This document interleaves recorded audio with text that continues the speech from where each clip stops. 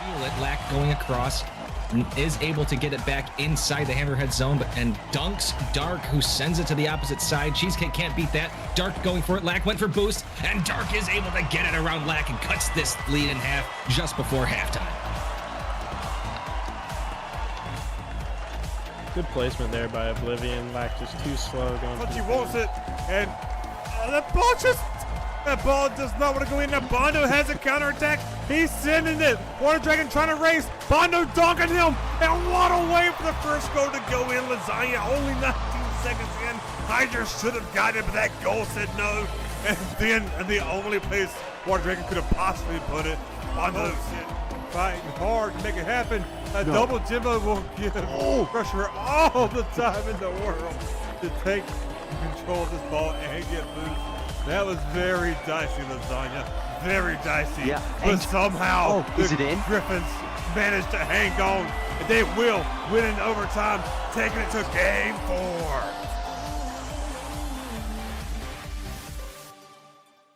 What is going on, FDL? It is Friday night, 8 p.m., aka 8:06 p.m., so you know what that means. It is time for the first game of the FDL night to begin. But before we get into that, we have Original Thor as our producer man, our friendly neighborhood streamer man. Everybody give him some love in the chat. And we also got Clover with me. What's going on, brother? Not much. How about you, Galloway? Oh, you know, just another fantastic day in the neighborhood where I get to watch my Dragons team here perform on stream, hopefully to give me a win. No bias at all whatsoever. How you doing, brother? I'm doing all right. I'm looking at this game, and I think it's going to be pretty close, honestly. But we're looking at 2 C lineups today from both teams, and I think this is going to be a good one by the looks of it. I'm inclined to agree. Even though if the records aren't favorable, because Dragons are coming into this undefeated, Rams 1-4, it's not a favorable record stack up. Mhm. But this Rams team is not a bad team. It could have very easily just been some unfortunate circumstances. Lemony Snicket wrote all about this in his book series, but you know, I do think it can be close here. I think Dragons have a wonderful chance with Moto on the field to absolutely throw it, and he'll get a laugh out of that one later. But what do you say, Clover, to us getting this match underway, and then we don't have to speculate anything else? Yeah, 100%. I'm ready to go. Heck yeah, brother. We will have Ward on the kickoff with his teammate Moto going up against U Vegas and Haim game. And it is Haim on the kickoff. Ward will win it, taking it to the corner, but U Vegas will slurp up that juicy boost and get the clear route. And Haim with starting it off early with a big demo. I think that would be a precursor to a lot of explosions that we'll get to see tonight, Clover. Yeah, 100%. And there's another one. We got U Vegas with a shot, maybe. Ward taking it up the wall here. See if he can do anything cool here. Decent pass to Moto. Moto, unfortunately, not able to get there. Ward trying to just get a touch in to buy them some time. And Rams barely scooping that one in by U Vegas with a decent pass from Haim. I mean, pretty decent counterattack there. What do you have to say? Indeed. I felt like Ward there didn't have the boost they wanted. He went for the early challenge, lost to 50. At that point, it's just 2v0. Well, if you don't include the goalpost, which almost won the defense. But like you said, it was a good job from the Rams to get there and put it in. U Vegas will take it away from Ward, but Moto is back waiting patiently for this. U Vegas going to slow it down himself. Decides that he wants to boost, give it the ball. Moto in a 1v2 gets it up over one. It's going to be a beautiful pass. Ward coming to sling it in, but it's a little too slow. U Vegas will get the clear out and the save attached to it, but that demo will put the Dragons right back at it. But Haim sitting there patiently is able to send it. Now U Vegas is another demo, and like I said, I think we're going to be seeing a lot of explosions tonight as U Vegas scores the second goal. Yeah, we're looking like a pretty good head start here from the Rams, and just demo after demo, like you're saying, and it's looking pretty up to chance here. I mean, with some good bumps, it could go either way. Oh, absolutely. We all know how fantastic it feels to get a one of those big juicy demos, taking a player off the field and creating an opportunity for you. However, both these teams are of the caliber where anybody could make use of a demo, even if they get demoed themselves, because that can sometimes throw the other team out of whack who created it. So we'll just have to see. We'll see them reign for sure, as Moto is unable to get a demo there. Vegas trying to go for it, but can't quite get his mittens on it. Haim will win the 50, but Moto will clear that out. Vegas rushing back to get it. Moto on the wall to try to collect it, try to throw it around. Vegas will do so. But that favors out beautifully for Haim Game to try to send it up the field. But now Dragons are on the counterattack. It's looking like the Dragons just aren't able to really get a shot like in the net. Like they're getting decent pressure, but the Rams are just telling them no. And so far, it's looking like this game will be in the Rams' favor, as an unfortunate miss there from, what was it? Was it Ward? Ward, yeah. Or no, it was Moto. Kind of. Oh yeah, it was Ward. Sorry. I think it was just miscommunication there, because both of them looked like the other one. They wanted the other to go for it. Yeah, 100%. And on the kickoff here, we got Moto and Vegas. Vegas taking a good win there. Ward a little bit of an awkward position with no boost. And decent flick to put on some pressure. Vegas hitting it back to Haim. We got Moto with a counter. Both teammates in the corner, though. This might be bad with a decent clear. And it's looking like Ward, the potential pass to Moto. That's a big miss there from Haim. Luckily, just too much power to get it in. And great pass there from Ward to Moto. I mean, so far, Rams are looking pretty good this series with some good pressure. What do you think? Oh, absolutely. The aggression, I think, is what's catching this Dragons team off their rocker or off their game right now. The pressure that the Rams are putting on there kind of matches what the Dragons do whenever they're playing on their point. So I think that pressure coming against them instead of them creating it is what's throwing them off here, because Rams are certainly doing a good job of it, as I figured they probably would. But with that goal opening up the dam for this Dragon team, that might have just been exactly everything that they needed. Moto went out a big 50 here, trying to send it up, but can't quite get his paws on it. Then Ward misses, and that's going to leave it a wide open net for Vegas. But the wide open nets are the hardest shot to hit in the game. However, Haim is able to clear it up while Ward is awkwardly dancing on that back wall and unable to get to it. And now Dragons are down 4-1 in this game one. And if they want to win this, there's still plenty of time, but they want to win it. It'd probably be nice to turn it around here quickly with another goal. Yeah, 100%. And might I say, just a great angle there from Haim, able to get that one in from so high. And just an unfortunate kickoff goal here from Dragons. And it looks like he bumped Moto a little there to throw him off. And you hate to see it. Still plenty of time, though, 100%. I think it's possible from the Dragons, based on how they've been playing all season. I mean, what is it, 5-0? And that's it's looking like another kickoff goal from the Rams. It's looking like, with how the pressure's going towards the Dragons, I mean, Rams might close out this game. Indeed, game one probably going to end up to the Dragons, or Rams, sorry, unless the Dragons can just somehow turn it around on like a whim and just keep it going. But that's kind of typical for the Star team. They're not really known for a 3 and done. They're not really known for just taking it and just dominating the entire game. A good save by Moto will prevent the Brazil. And to continue on my point, they're kind of known for that kind of drag-out fight, making it challenging at times, especially when the other team puts up the pressure. So it'll be up to them to adapt to it in game two, try to win it out, get these demos in their favor that they've been trying to get. But as that one's just another opportunity that goes midfield, Clover, time is quickly evaporated in this game one. Yeah, and it's just looking like, I mean, Rams are just kind of closing out this first game with so much pressure, good bumps, and great challenges there from Vegas, and ends up turning it into a goal, making the game a Brazil, if you would say. I would say, unfortunately, since it's my team getting Brazil, but at the same time, fortunately, because I like going to Brazil. Well, not that I've ever been there, but I would like to go there. Yeah, it seems like a great place for a nice vacation, you know? Especially during the world famous competitions that they do, you know the one. I mean, the only time we don't want to go to Brazil is when we're playing Rocket League, of course. Exactly. Moto trying to get back now. Vegas beating out Ward. Moto slow and hesitant to go for it, allowing Haim to beat him. Ward now going to try to collect boost and ball. We'll get to both of them. Trying to go for the double in the air. Can't quite sink it.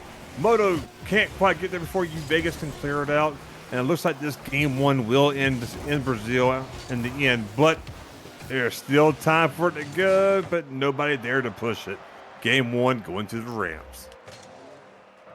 Quite the closeout there, I would say. I mean, 7-1, that's a big difference, but if the Dragons can somehow make it back here with some, I would say, better touches, maybe some smarter 50s here and there, I think it's definitely possible for the Dragons to come back 100%. It's only one game. I mean, can't say too much this early on in the series.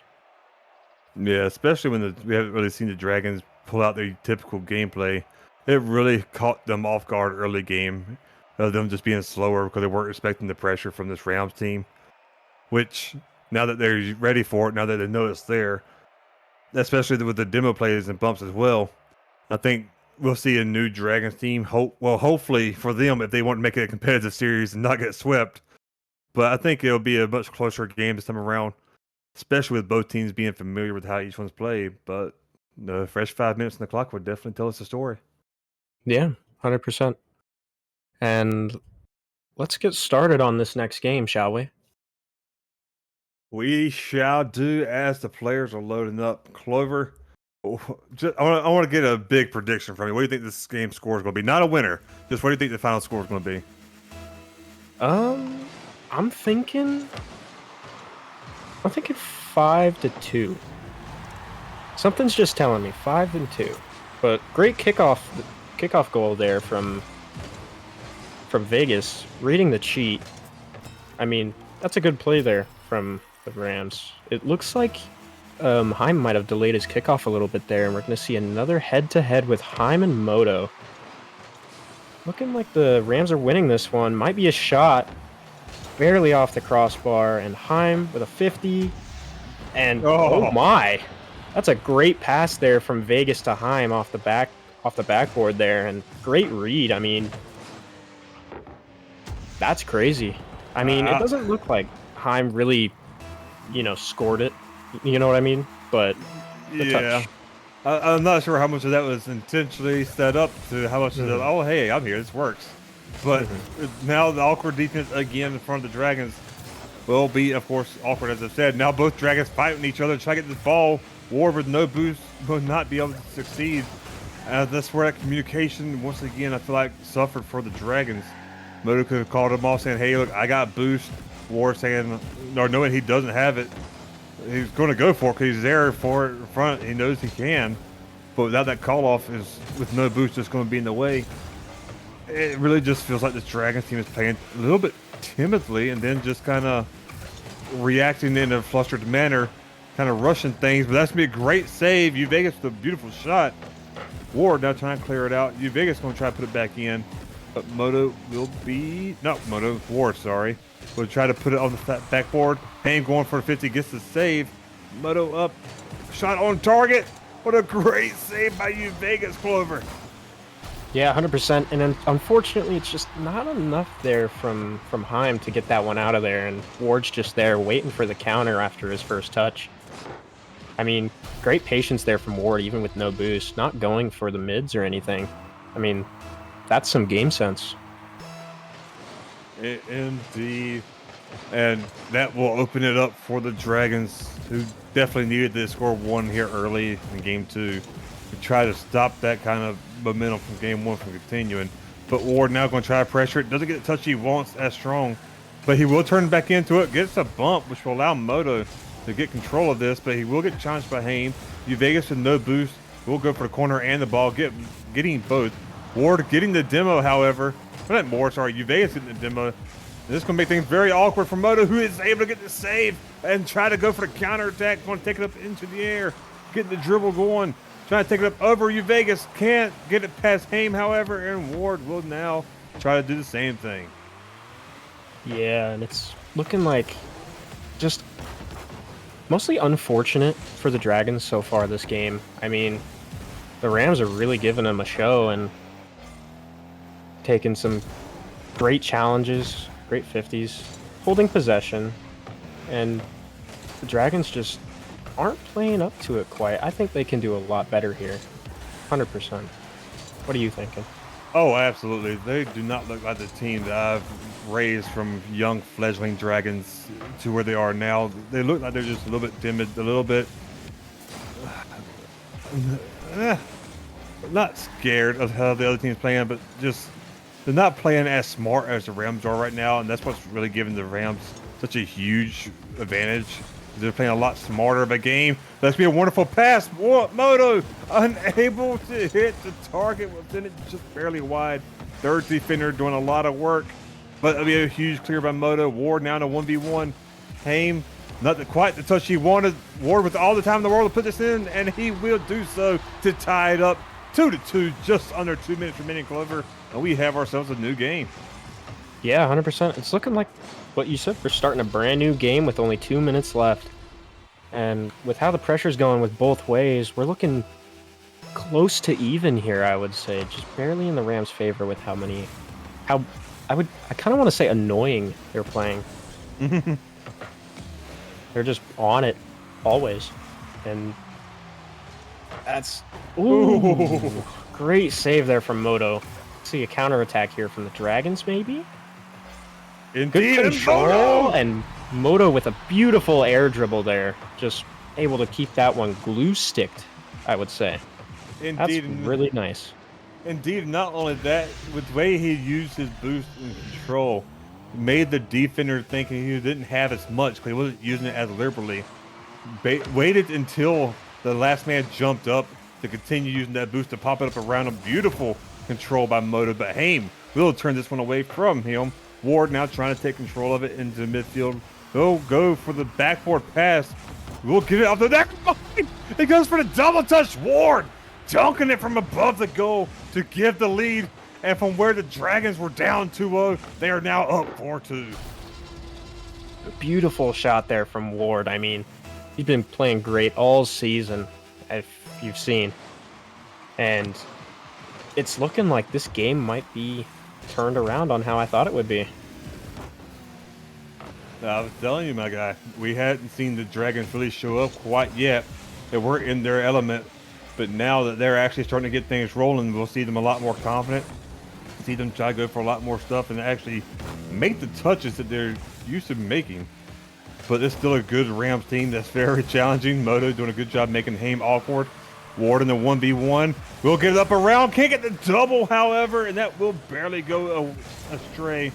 But Moto is there to keep it back in, and Clover.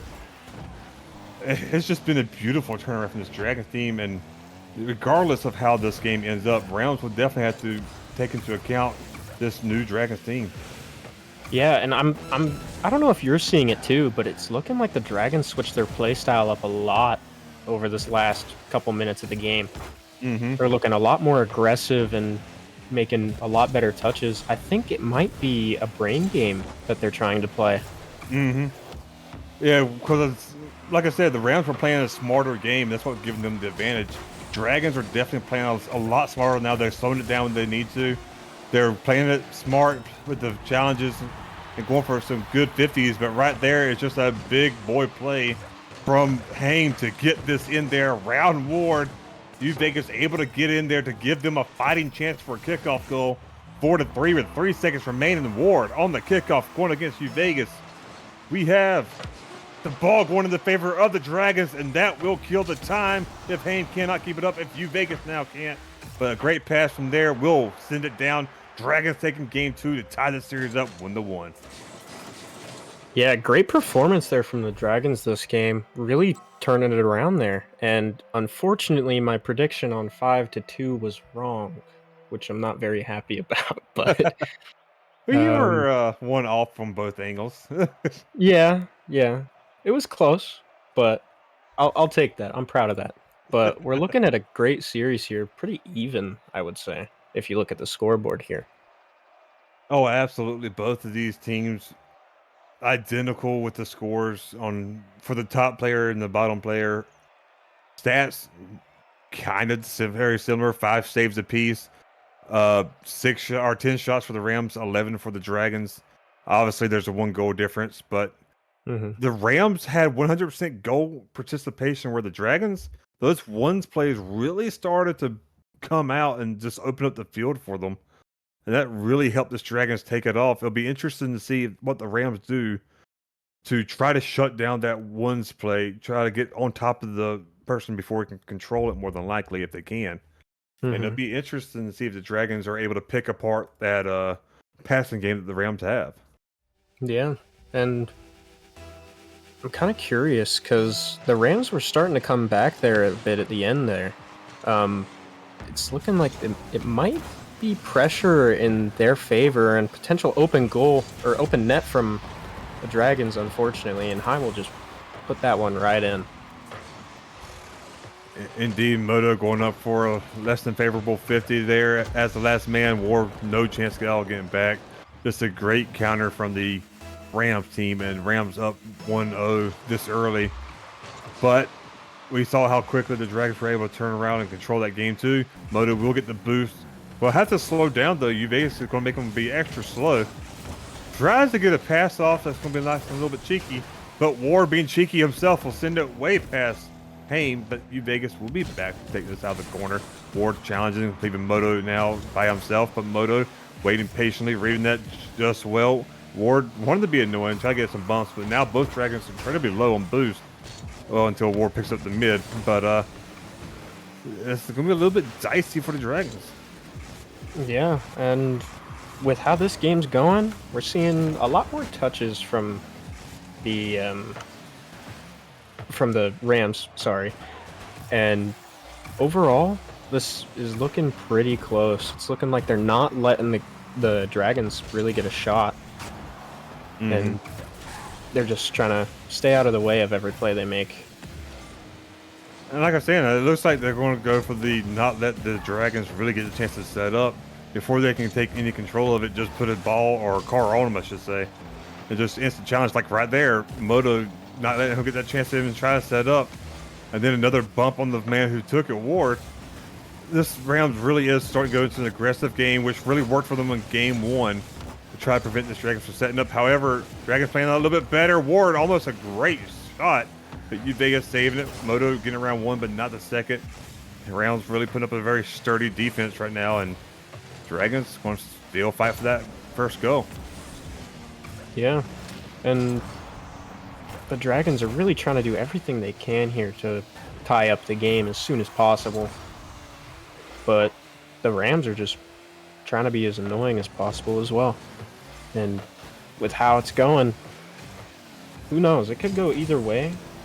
Just really depends on beats. Oh. And that's just an unfortunate backflip there from Moto, was it? Moto, yeah. And then Vegas just putting that one right in with no defender really, because unfortunately Ward low boost, trying to get back as fast as possible, and it's just a really awkward position to find yourself in. Yeah, indeed it is. But Vegas not getting the touch he exactly wants. We'll get a great fit against Moto, but Ward coming in there quickly to clean that one up for the second chance to get that first goal finally for this Dragon team. And right now, Clover, if you're the Rams, you want to prevent what just happened in game 2 by the Dragons going on a 4-goal run.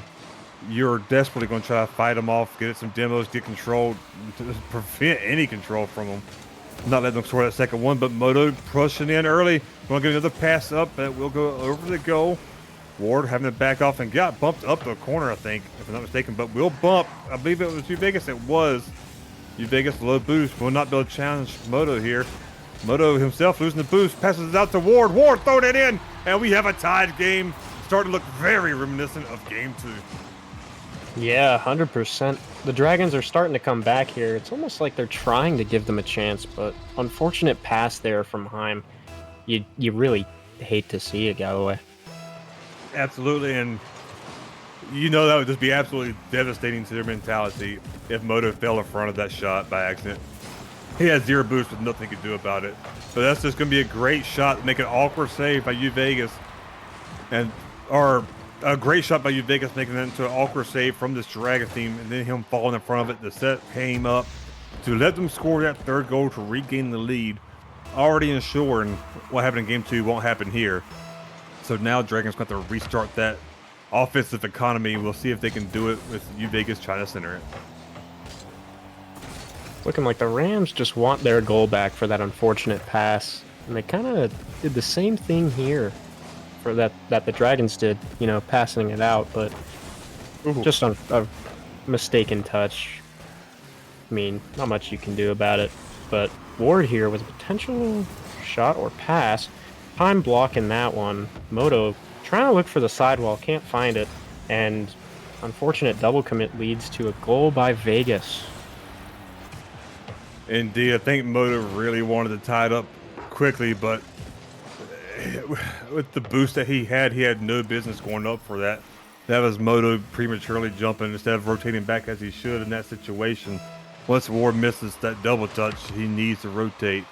And again, I just think the mental game right now from the Dragons is where it's at because of the pressure this Rams team is putting on them. Dragons really need to collect themselves here if they want to try to win this series. But Ward trying to go low will get touched by U Vegas. Back passes it to Moto, who will take it away from Haim, who I like what he's trying to do. He said the pressure is working great on this Dragons team. Let me go in for a demo if I can get one. It was unsuccessful, but it did work out well in making the Dragons a little bit awkward, but Dragons somehow maintaining control. Trying to get something going here, but U Vegas has other plans. Yeah, and the Rams are just really trying to be annoying here as much as they can be. And Dragons looking at a little bit of low boost until Moto picks up the corner. But we're looking at a demo play potentially. Unfortunately, can't get it. Just quite. Ward was going for the passing play, Moto was going for the demo play, and again, that just goes to what I said earlier. The Dragons' communication does not seem to be on par right now with this Rams team, and that, plus the Rams just playing a smarter gameplay, is just really making the Rams run away with it. You saw in games 1 and now in game 3, when the Dragons aren't communicating, the Rams just profit. And it's looking like this game could end in the Rams' favor. Close shot there from Moto. Great pass by Ward. Unfortunately, just barely off the post. And we're looking at a potential 2v1 here. See, Moto's up in the air with an air dribble. Great control. And Ward is going to be there for that pass to dunk that one in. Indeed. There's only 14 seconds remaining, but that will give them a fighting chance. They can get a kickoff goal, then potentially another one. Dragons in a precarious situation where they've got to just send it.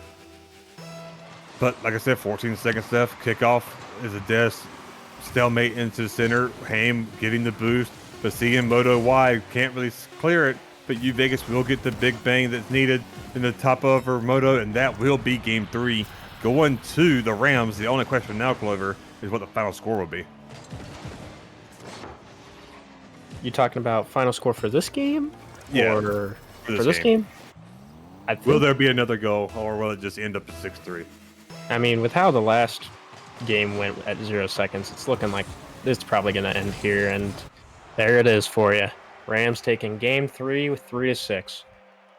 Pretty close series, even though the goals were a bit far off. I think the Rams were just trying to be more aggressive in the end, and it ended up working for them. Indeed, and the pressure that the Rams is putting up is what's making them really awkward, making them make mistakes, and not really get set up. This Dragons team is going to have to adapt to it like they did for game 2. And with U Vegas in the 1,000-point Mile High Club, that's going to be another mental factor you got to count in. But one thing I did like to see is Ward hitting his hat trick off of a playmaker from Moto. If Dragons get more passing players, not just solo plays, I think that'll be a huge benefit to them, because the way you beat this overwhelming pressure is by moving that ball around to your teammates and just spreading the other team who's trying to play man-to-man defense, spread them too wide where they can't do so. if they can get more passes off, I think the Dragons can actually make this work to their favor because the solo players right now got shut down in Game 3. Yeah, 100%. I mean, I guess we'll just have to find out what happens in this next game. Let's take it to Game 4. Indeed, Game 4 on the way. Match point for the Rams. Dragons, well, on their last life. They can't afford to lose another one. But we will have Ward going up against Haim on the kickoff. The kickoff goes in favor of Haim, who was delayed on that kickoff, but Moto playing that one smartly made U Vegas kind of give it away. Then gets a big 50, just kind of winning that mind game there. And Moto will score first for this Dragons team. And I think that's, if I'm not mistaken, Clover, the first time the Dragons have scored first all series. Yeah, I believe so. And great start here from the Dragons. It's looking like, I don't know, first goal. I mean, who knows? If they can just hold off this 1-goal deficit, then we should be good. And make that 2. Great shot there from Ward. Unfortunate touch by, was it Haim, I believe? Yeah. And that's just a hard read. I mean, not the best positioning, I would say, for that situation. But well, he was reading the first ball coming in as a shot and didn't realize there was a pass until it was too late. It's going to be hard to adjust out in the fly. The fact that he even got a car on that is pretty commendable, if you ask me. But a good bump by Moto will make U Vegas a little bit awkward. Ward won't be able to control it. It gets a team bump, and that's not how you want to give up your first goal for the Dragons, by bump your teammate. But even without it, I don't know if Moto is able to get back in time. Either way. Yeah, and it's looking like a little bit of a double commit from the Dragons, but I think if they keep up the pressure that they had, we should be fine. And I'm just going to assume here, it sounds like the Dragons kind of listened to you on stream, because they were starting to pass around a little bit, and it's working. As they should do. I may not be a great player, but I can sometimes halfway somewhat read the ball game. But either way, this team, I think you're right. Either they're listening or they realize it themselves, because they are some smart players. But Moto going to try to play it wide to his corner. We'll beat out U Vegas. We can't beat Haim, however. We will throw that towards the back wall. Ward trying to take it slow. That's going to put themselves in an awkward position, because we already know, and it's on their end of the field, especially near that goal. We already know that the Rams will go for that challenge instantly, and both Dragons players fighting each other to get that third goal for the Dragons team. But Ward will come out the victor with his second goal, and Moto with his second assist. You know, I'm kind of confused on how Moto didn't get that goal. It looked like he was closer than Ward. I'm sorry, that was so funny. Listen, as Todd Howard was fighting each other. They should be fighting the Rams, I thought, but they were fighting each other instead. Hey, listen, as Todd Howard once said, it just works. Indeed it does, Galloway. Indeed it does. And potential shot opportunity here from the Rams. Great block there from Ward. Haim reading that play. Moto getting a shot out. And unfortunate bump there from Vegas. Bumping Ward into the ball, sending it up. Moto here for the 50. Vegas might be able to get another touch on this. Unfortunately misses. Ward low boost, but keeping close to this ball. Gets the mid. Could be a shot here. Good block there from Haim. And, ooh, you don't like to see it from Vegas, but does recover. You like to see that at least. And great 50 there from Moto. Oh my. This game is intense. Indeed it is. And speaking of things you like to see, you'd love to see that dunk from Moto. It was there. And then that bump from Ward to give Moto the time for the shot. Ward coming in for the cleanup, trying to go for the 50. Yeah, we'll put Moto in position to score, and he does, giving the Dragons a 3-goal lead. And to play off what you said earlier, Clover, if the Dragons are listening to me right now, one of the things that you should be paying attention to is the fact that whenever you get that rare demo, the other rounds almost instantly goes for the 50. He doesn't go for the win. So just keep that in mind. Hint, hint, wink, wink. No, I don't think that should just while they're playing. I'd be kind of upset if they did. Because I'd be joking on too much. Yeah. I'd be afraid of them cracking up laughing while they're playing. I would hope But they're not listening while they're playing. I mean, well, some players do, so you never know. But that's gonna be an awkward 50. Holy, a screamer coming out of nowhere. Ward getting around Haim. Vegas throwing that on target, but Moto just send it wide. Ward trying to get that cheeky demo, but unable. Now out of position. That ball will just slip right in. Vegas scored in the second goal for the Rams. His number 2 of the night, or number 2 of this game. yeah, great. That was honestly the only play he could have made there. I mean, Vegas reading the pass and seeing where the opponent was, Moto. That's a good read from Vegas, and it's looking like he's stepping up a little bit. I mean, 1,000 points last game, right? 1,000 points last game, big challenge there. Yeah, he's stepping up. I would say so. Indeed, but speaking of stepping up, right now everybody on this field has 2 goals except for Haim. So if somebody needs to step up, it would be him right now to try to tie up the game with 2 goals back to back. However, Ward's going to try to prevent that, going to try to take his time in the corner, gets it around Haim, goes for the 50 against Vegas instead of the outright beat, but Haim, I couldn't tell if he touched it and beat Moto or if Moto beat him, but Ward losing track of that ball sent it just wide, making it awkward. Dragons really could have used that safety net, but a bump on Vegas will make things a little bit easier for Ward to get that corner. Moto bullying Vegas, but Haim there to bail him out. Haim decided not to go up against the wall. Ward playing patiently. That shot will go just barely wide and roll up, which is fortunate for the Dragons because Haim was there to put that one in, Clover, and Dragons have got to collect themselves or else they run the risk of just getting caught, getting reversed on. Or countered. There we go. Yeah. It's looking like so far with the pressure the Dragons have, though. This is game 4, yeah? Yes. It's looking like a game 5.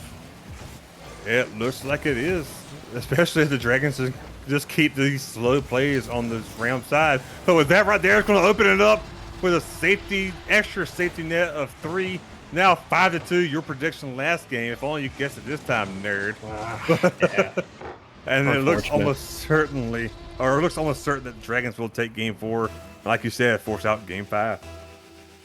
Yeah, and I don't think there's enough time here to make 3 goals from the Rams. But it's looking like the Dragons might be able to. That's some great pressure going here into game 5. And it's looking like game 4 going to the Dragons. Indeed, Dragons taking this to game 5, and that's one thing I should have warned you about beforehand. Ward is a troll in the team chats, but he's a great player. And Moto, he throws for content, so I should have known we had a game 5 in our hands from the very beginning. But who wants to say that their team's going to throw? Not sure.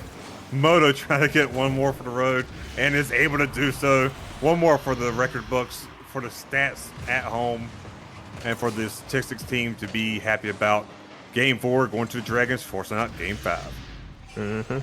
And it's looking like the roles reversed here. Moto becoming part of the 1,000 point club this game, and pretty amazing performance here from the Dragons today.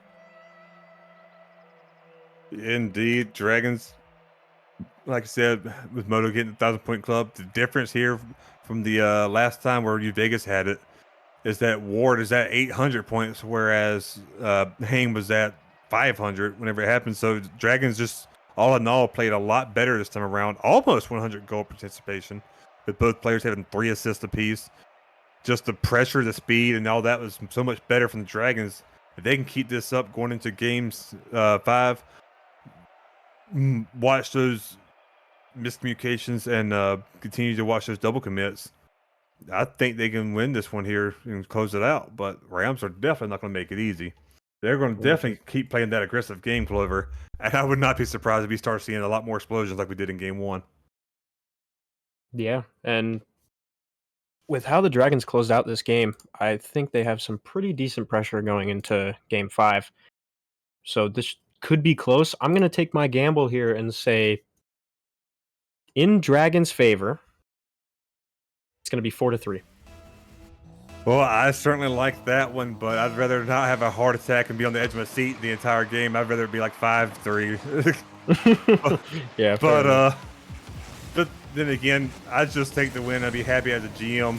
But my team trying to get the first goal here will not be able to do so. U Vegas clearing that out.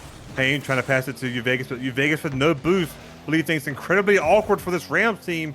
But Moto unable to get the control needed will give the Rams all that they need. And Rams with 0 boost essentially almost score a flawless counterattack, but was just unable to quite sink it. And Dragons kind of feel like they just got away with murder. I'm not gonna lie. I feel like they should have got scored on. Yeah, Or Rams. I agree with that. Yeah. And so far, it's really anyone's game. I mean, pressure's going both ways here. Possession just going back and forth. Not the touches you love to see, but still not horrible. I mean, honestly, that's all I can really think about is pressure back and forth. I mean, All you heard it here first, folks. All they can think about is really this gameplay is not horrible. I mean, it's good. It's good. Don't get me wrong, but I think both teams can do better. Oh, absolutely. Especially with that right there. We'll see if the Dragons can make them punish them for it. But Moto unable to get there with his limited boost. Could not do it. And that little bit of a mistouch by Moto, whether Ward didn't call him saying I'm going, or whether Ward or Moto just touched it when he shouldn't have. Either way, that will set up the counterattack for the Rams, put the favor, and well, maybe not the favor, but the momentum going their way early, or not early. I should just stop talking because everything I'm saying is not quite saying. This is a different ball game from how the rest of them's been. Usually we have a goal within the first 20 just about. Yeah, with how the past few games have been, yeah. And we're looking at a 1v1 here. Moto and Vegas. Vegas winning this one. Ward just barely off the crossbar there. And you don't like to see it from the Dragons. But still potential here. Gets a dunk. Unfortunate own goal there from Ward. Not reading the play just right. Getting a little too close. And you genuinely hate to see it. More than anything. Eagles. Well, you know, some people have said that this Dragons team is just basically a scaly, fiery eagle. So, you know, I guess that makes some sense. Yeah. I don't know. I'm just going to choose to ignore it like it never happened. But Rams are up by 2 at 3 minutes are remaining. Ward going to try to be patient here in the corner. Moto still in the boost. It's going to make things awkward. The 2v1 if they can win the 50, but Haim not letting this Dragon team get away with any 50s. But Moto getting bumped, however, the only thing stopping him from a beautiful goal. And Haim with a little bit of an awkward touch. Ward can clean it up. Will do so to score the first goal at the halfway marker. It's just unfortunate there from Haim. I mean, or is it Haim or Haim? Haim game. Oh, yeah, my bad. Nah, Okay, you're so good. Haim. Just unfortunate touch there. Just not getting enough power, touching it with the bottom of his car. But let's see if he can redeem himself here. Ceiling shot. Not enough power to get it past Moto, though. Pass to Ward. It's looking like... Ooh, good challenge there from Vegas. Moto with a counter. Haim trying to keep that one out of there. Bad miss, though. I mean... the Dragons are trying to bring it back here. And so close there. And they're trying to rush back. Moto's going to try and take time here while he can. Gets a decent enough 50. Ooh, that's not a good miss from Vegas, but Haim should be back here. Ward giving him a lot of space. I mean, good 50 there from Ward. Somehow winning that backwards. I mean, who knows? And Ward is going to be there to clean up Moto's shot. We're looking at a brand new game here, yet again, with 1:35 left on the clock. Indeed we are, and Ward doing a fantastic job rating that. Not just smashing the 50, pinching out to Kingdom Come, but just actually able to read that and put it in there to tie it up, like you said. With 1:35 remaining, this is where I said I didn't want to be, on the edge of my seat. But for the content's sake, I'm absolutely loving it. Moto want to take it up into the air. Gonna try to get a flip reset. Never mind. Doesn't get it. Goes for dribble. Backs off of it. Ward trying to keep it in. Will do so. Trying to throw that over. Gets a big dunk. Vegas trying to pull in the Eagles himself, but is bailed out by the best defender in the entire game. Moto, however, the big challenge. Trying to throw that in. Will go a little bit wide. Ward now on that ball. And the Dragons are ramping up this pressure, and you're starting to see some awkward mistakes coming from the Rams, which is where you want to be as the Dragons, but that right there felt a little bit like a awkward mistake as well from the Dragons, so it's evening out a little bit. And I think with this time remaining, we could very easily see a lull in the action unless the team happens to score somehow in the meantime. But I think it might just die down and go to OT. Oh, nice. Ooh, spoke just a tad second too soon. Ward, he didn't want to hear it from you. He didn't want the overtime. Good. No, not good. It's content. We like it. I mean, yeah. What are you doing, Ward? Oh God, terrible. Dropped from the team. Don't want him no more. Come on, man. Stop scoring. Said no GM ever. Yeah. It's with 25 seconds remaining. It's a 2v1 from the Rams. Ward get a big challenge. Moto chasing down. Vegas unable to get to it, but it's wide. Moto throwing that in there for an extra lead. And we have Dragons. It's a 2-goal lead. 15 seconds remaining, Clover. Like you would want to say the Dragons probably have this, but do they? This Rams team is nothing to mess. They're no joke. Yeah, I agree with that, but we're looking at a fake kickoff here from the Dragons. Unfortunately, not quite reading it. And I can't even tell who's in possession right now. By the way, it kills a lot of time and ends up in the Dragons' goal, so I guess it worked out all according to plan, just like the drew it up on the bathroom's toilet paper. I don't know, but Moto making Ward's demo not in vain, getting the goal to secure an extra stat on the scoreboard, and this Dragons team has pulled off, I want to say, a comeback too, because the Rams definitely had the momentum. They definitely had the pressure. They were kicking butt and taking names, but the Dragon team turned it around. They started ramping up their own pressure. They started breaking free of the Rams and their oppressive pressure. There we go. And what a fantastic series this was. Yeah, I mean, great stuff from both teams. You always love to see a Game 5. And the Dragons were just able to close this one out. And, I mean, for you as a GM of the Dragons, you absolutely love to see it. And great performance from both teams. Rams were coming off strong there in the first game, and the Dragons trying to take it back as much as they could. And as we can see, they have succeeded. Indeed, and you asked for more content. You wanted the OT. The Dragons said, no, we don't want OT, but we'll still give you content with 3 more goals. So it was a fantastic finish from the Dragons team, a way to turn that pressure around from the Rams, which proved to be such a very strong team. We're about as I expected. I would have guessed a Game 5, maybe a Game 4 with the team kind of sneaking away number 3 in Game 4, but that will be it for the 8 o'clock hour, Clover. We do have 2 more matches tonight, however.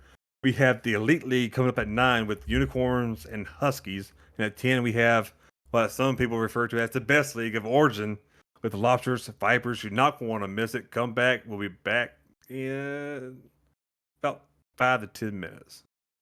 Yeah, and I just got to say real quick, I'm so grateful to cast this match. This was a great one. Great series. And I'd like to shout out to the players because unfortunately we can't get an interview tonight. But I thank you all for being here at FDL.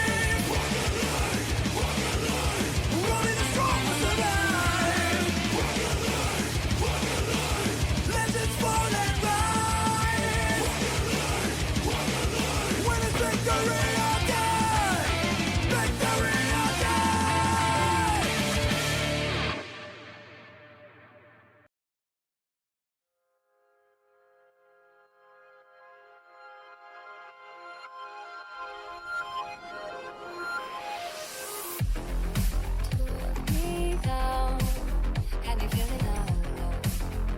So long, right here and now. We can try this again.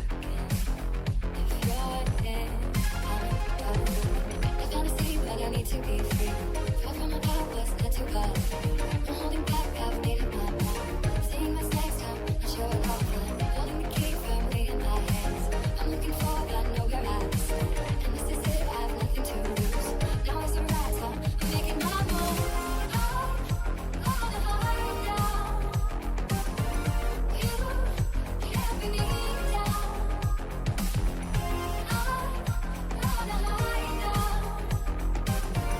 You can't bring me down.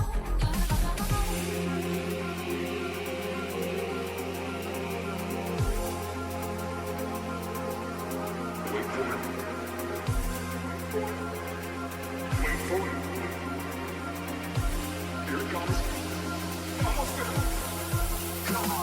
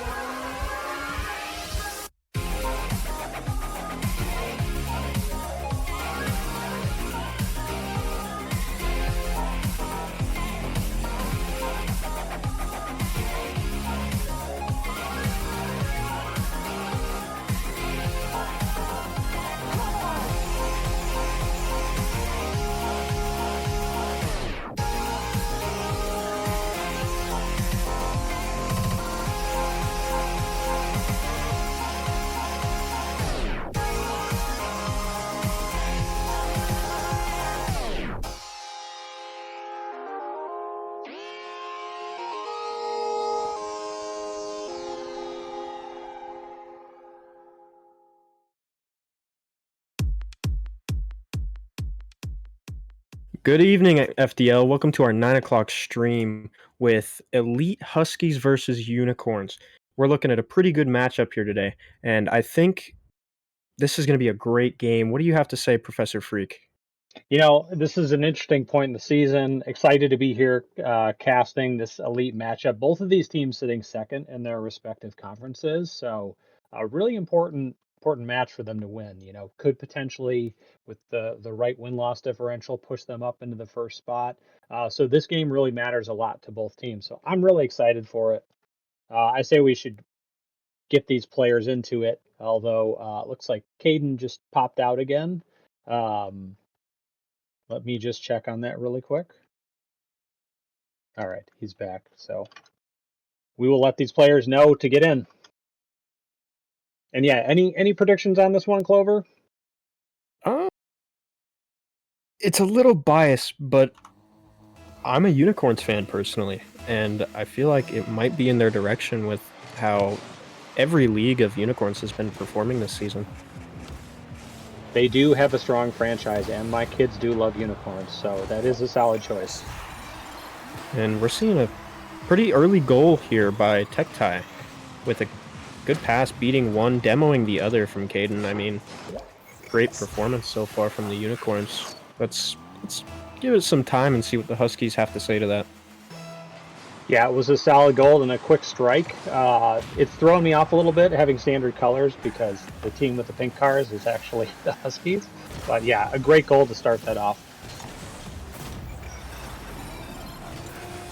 And here's another one. So these unicorns are striking fast. They might have a little bit of magic. These mythical horses are doing quite well. I guess if you're the Huskies at this point, do you think they're fine because it's so early, Clover? Yeah, 100%. So much time left in the game. I mean, it's looking more in the Unicorns' favor, of course, but with how they're performing, it might be hard with such an early lead, and we're looking at a good bump there from Schlumpy here, and a great shot by Mayo. I mean, yeah, this game is looking pretty close so far, even just with one goal off. There's still so much time. We have a little under 4.5 minutes. Yeah, an awkward shot causing an awkward save that just opens the door up for the Huskies. And yeah, a lot of time left in this game. Tecti is going to try and center that ball, but Caden is not there. Mayo looks to take possession, passing to Schlumpy. Oh, the give and go. Does it work? Oh, that shot's off. I do love that play, but that is a wide open net. Oh, I'm not sure what happened there. I think Caden did not realize Schlumpy was that close. He didn't have any boost, and so I think he thought he was going to get a touch there. But wow, a lot of offense in the first minute, Clover. Yeah, it's looking back and forth so far. But Huskies coming in with some pressure right now, and we're going to see a good block there from Caden. Mayo with a counter, Tecti with a save, and Unicorns looking a little out of position here. And good clear there by Tecti. We're going to see him stay on this ball. Caden's going to pass it to Tecti maybe. And, I mean, to be honest, I don't really know what to say here. It's really back and forth, just counter after counter from the Huskies and Unicorns. Yeah, definitely counter-punching, and I think, after the flurry of offense, things seem to have settled because we've gone like a whole 40 seconds without a goal, but could this be one here from Flumpy? Goes for the fake, decides not to use a reset, or maybe doesn't have it. Caden's on the ball with 0 boost, though. Does get a bump and the 50, but Mayo is there to defend that, and he could have a shot at the net. Unfortunately, misses that touch. And yeah, just like you said, Glover, I mean, this is very back and forth since the flurry of offense. Not a lot that's been super close. Yeah, and it's kind of hard to tell who's gonna win this game because it's really just up to chance, honestly, with positioning and touches. But we're looking at some good pressure here from the Huskies so far. Unicorns going a little out of their way with that ball, and Huskies are just trying to stay on this as much as possible, and the Unicorns are just trying to do everything they can to keep it out of their side. I mean, so far, who knows? It's tie game with half the game left, and this could really go either way with how both teams are performing.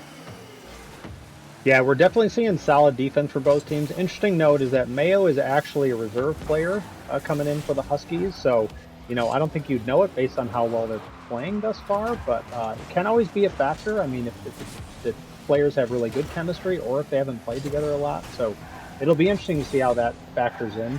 It's a good pressure right now from the Unicorns. Can they sustain it? Oh, that's a great clear. Can Caden get there? No, he's not going to get there. And Mayo scores a long one on a counterattack goal. Just barely squeaks by. Tech coming up a little too close, maybe thinking he's going to get that. And the way this has gone since that first minute, Clover, I don't know, is that the deciding goal? I think not, because as well we're seeing some almost a kickoff goal there from Tech just not able to quite get the touch he wants. And I mean, honestly, I really can't say much. It's pretty back and forth, but it's, of course, looking in the Huskies' favor here. Yeah, Schlumpy's going to clear that ball. A good challenge by Caden. He has plenty of boost. He could do something, but he does miss his touch and gets demoed for it. This is a good position, but Tech does challenge quickly. Schlumpy looking for the bump, potentially. Mayo's going to drop that center, but Caden is there to clear. Going to go for an aerial play. Mayo trying to disrupt. He does. That Schlumpy that was disrupting there.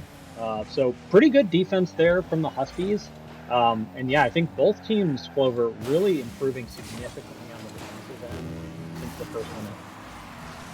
Yeah, and I think part of this game is just seeing how each other plays, of course. So I definitely don't think they're doing the best that they can.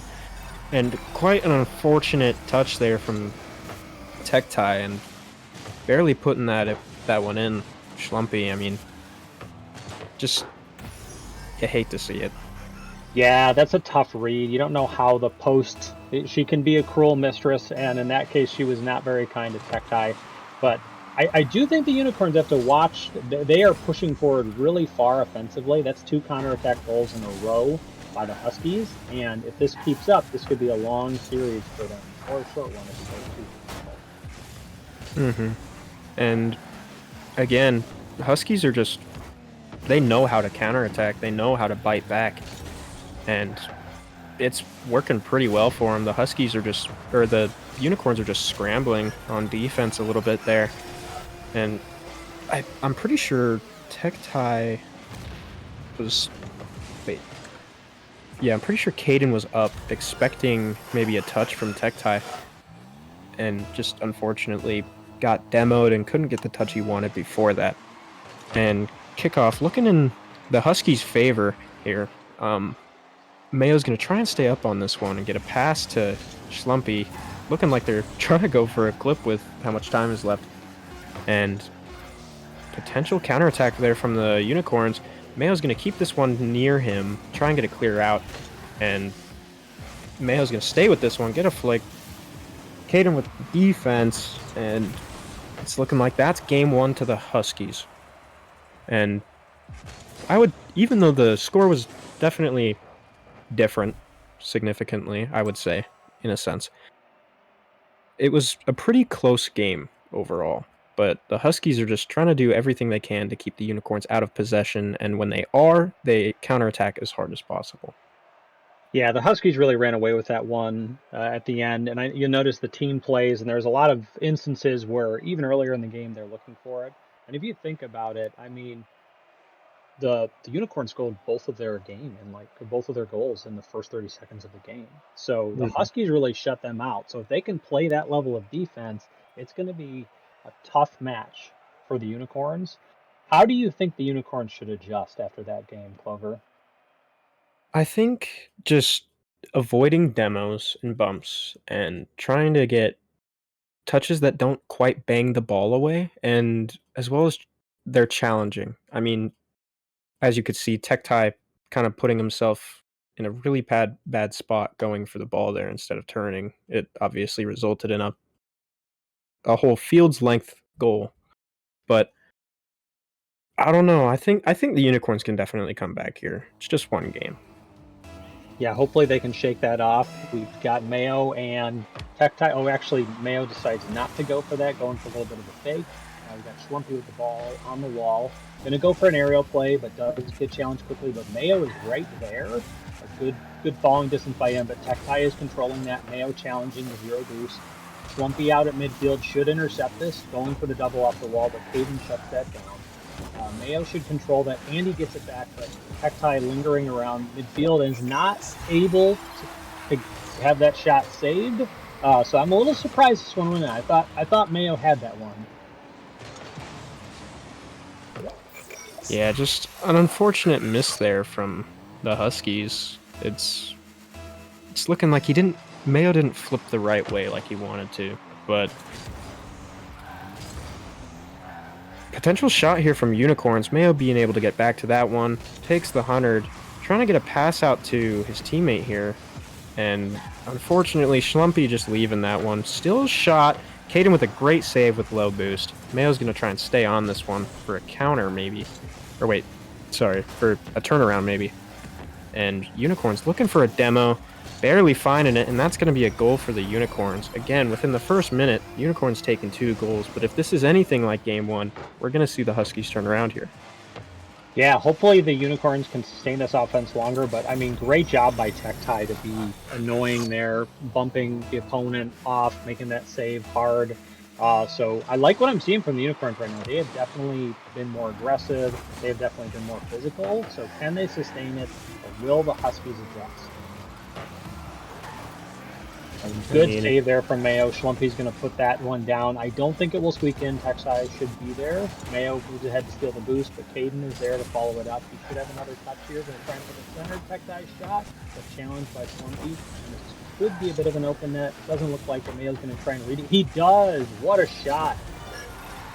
Just bounces in, and that was a great play by Mayo there, putting that off to the side and getting that double. So here we have Clover, the Huskies coming back again. Yeah, and with how the last game went, you know, the Huskies really like to come back and come back strong. So it's 100% anyone's game, but we're looking at a bit of a fake here, or a pass back here from the Huskies. Great demo there from Schlumpy to get that one back. Good pass there from Mayo to Schlumpy, and he's just going to tap that one right over Tech-tie, I believe. Yeah. And yeah, it's great play, just a soft pop there. And again, I'm so impressed, again, for Mayo being reserved, that the team plays that the Huskies have gone for have been quite impressive. Yeah, 100%. And I think if we see more of that from the Unicorns, they can definitely win this series. Got Schlumpy going for an aerial play. Does get the ball past Tech-tie, but Caden is there. Schlumpy with zero boost, but Mayo's right in there. Gets demoed for his trouble, but that ball could be in a bit of a dangerous position, but Schlumpy is not there. Tech-tie taking this off the wall. Schlumpy stops it. Mayo should be there to recover. He's going to go for a read off the corner. Does hit that center, but I think Caden could have had control of that. Schlumpy still lurking around midfield. And you know what? Like, I think both teams are doing a good job when they're on offense now of trying to avoid the counterattack. It seems like they got a little shy from that from game 1. You think so, Clover? Yeah, 100%. They're looking like they're trying to put on some more pressure. Both teams are, especially the Unicorns. And I would say they're doing a pretty decent job at it. We're so far looking at 1 save per person here in this game. Or Caden with 2. And it's honestly just up to pressure, I would think, this game. And the Huskies and Unicorns, they're pretty dead even right now.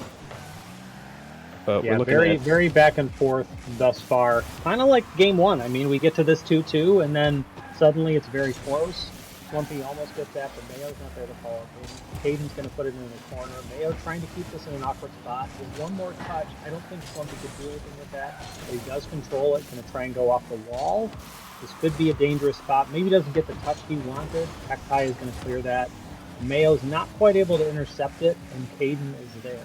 So, again, Clover, you know, kind of a dead heat right now in the midfield game. And, ooh, good demo there from Tech-tie. Schlumpy with a save. Caden's going to try and stay on this one, maybe pop it high for his teammate. Tech-tie's going to take a 50. Not quite what he wants, but we're looking at the Huskies are a little awkward here. And potential counterattack from the Huskies. Unicorns trying to rush back and keep this ball on the Huskies side of the field. Caden with a good challenge to his teammate. Tektai's going to take this one. Schlumpy with an interception. Tektai off the ceiling. Doesn't use his flip. Tries to fake it out. Mayo with a good save. Caden's going to try and just make him a little awkward here with low boost. Trying to get a flick, play it high. And Tektai with a shot. Good block there from Schlumpy. Caden looking like he wants to stay on this one. And it's looking like the Huskies are kind of scrambling around right now. I mean, what do you have to say? I've definitely noticed some panic moments in defense, some miscommunications with both of them going for boost. That's a good call out right there. But yeah, I mean, I think both teams feeling the heat. Definitely some sustained pressure from the Unicorns there, but I imagine the Huskies have to feel pretty good after being able to hold that off. And so, got Tektai now taking control. A good flick that he's still got control of. Schlumpy certainly looking for the demo. Puts it on net, but Mayo's got that cleared, and now you've got the counterattack going again. Can Schlumpy follow this up? Goes for the demo, and Caden's going to carry that out. You know, both teams really doing well this game in the defensive end, Clover. Yeah, 100%. And it's just counterattack, and we're seeing a lot of the pressure has been on the side of the Huskies this game. But we're in an overtime in game 2.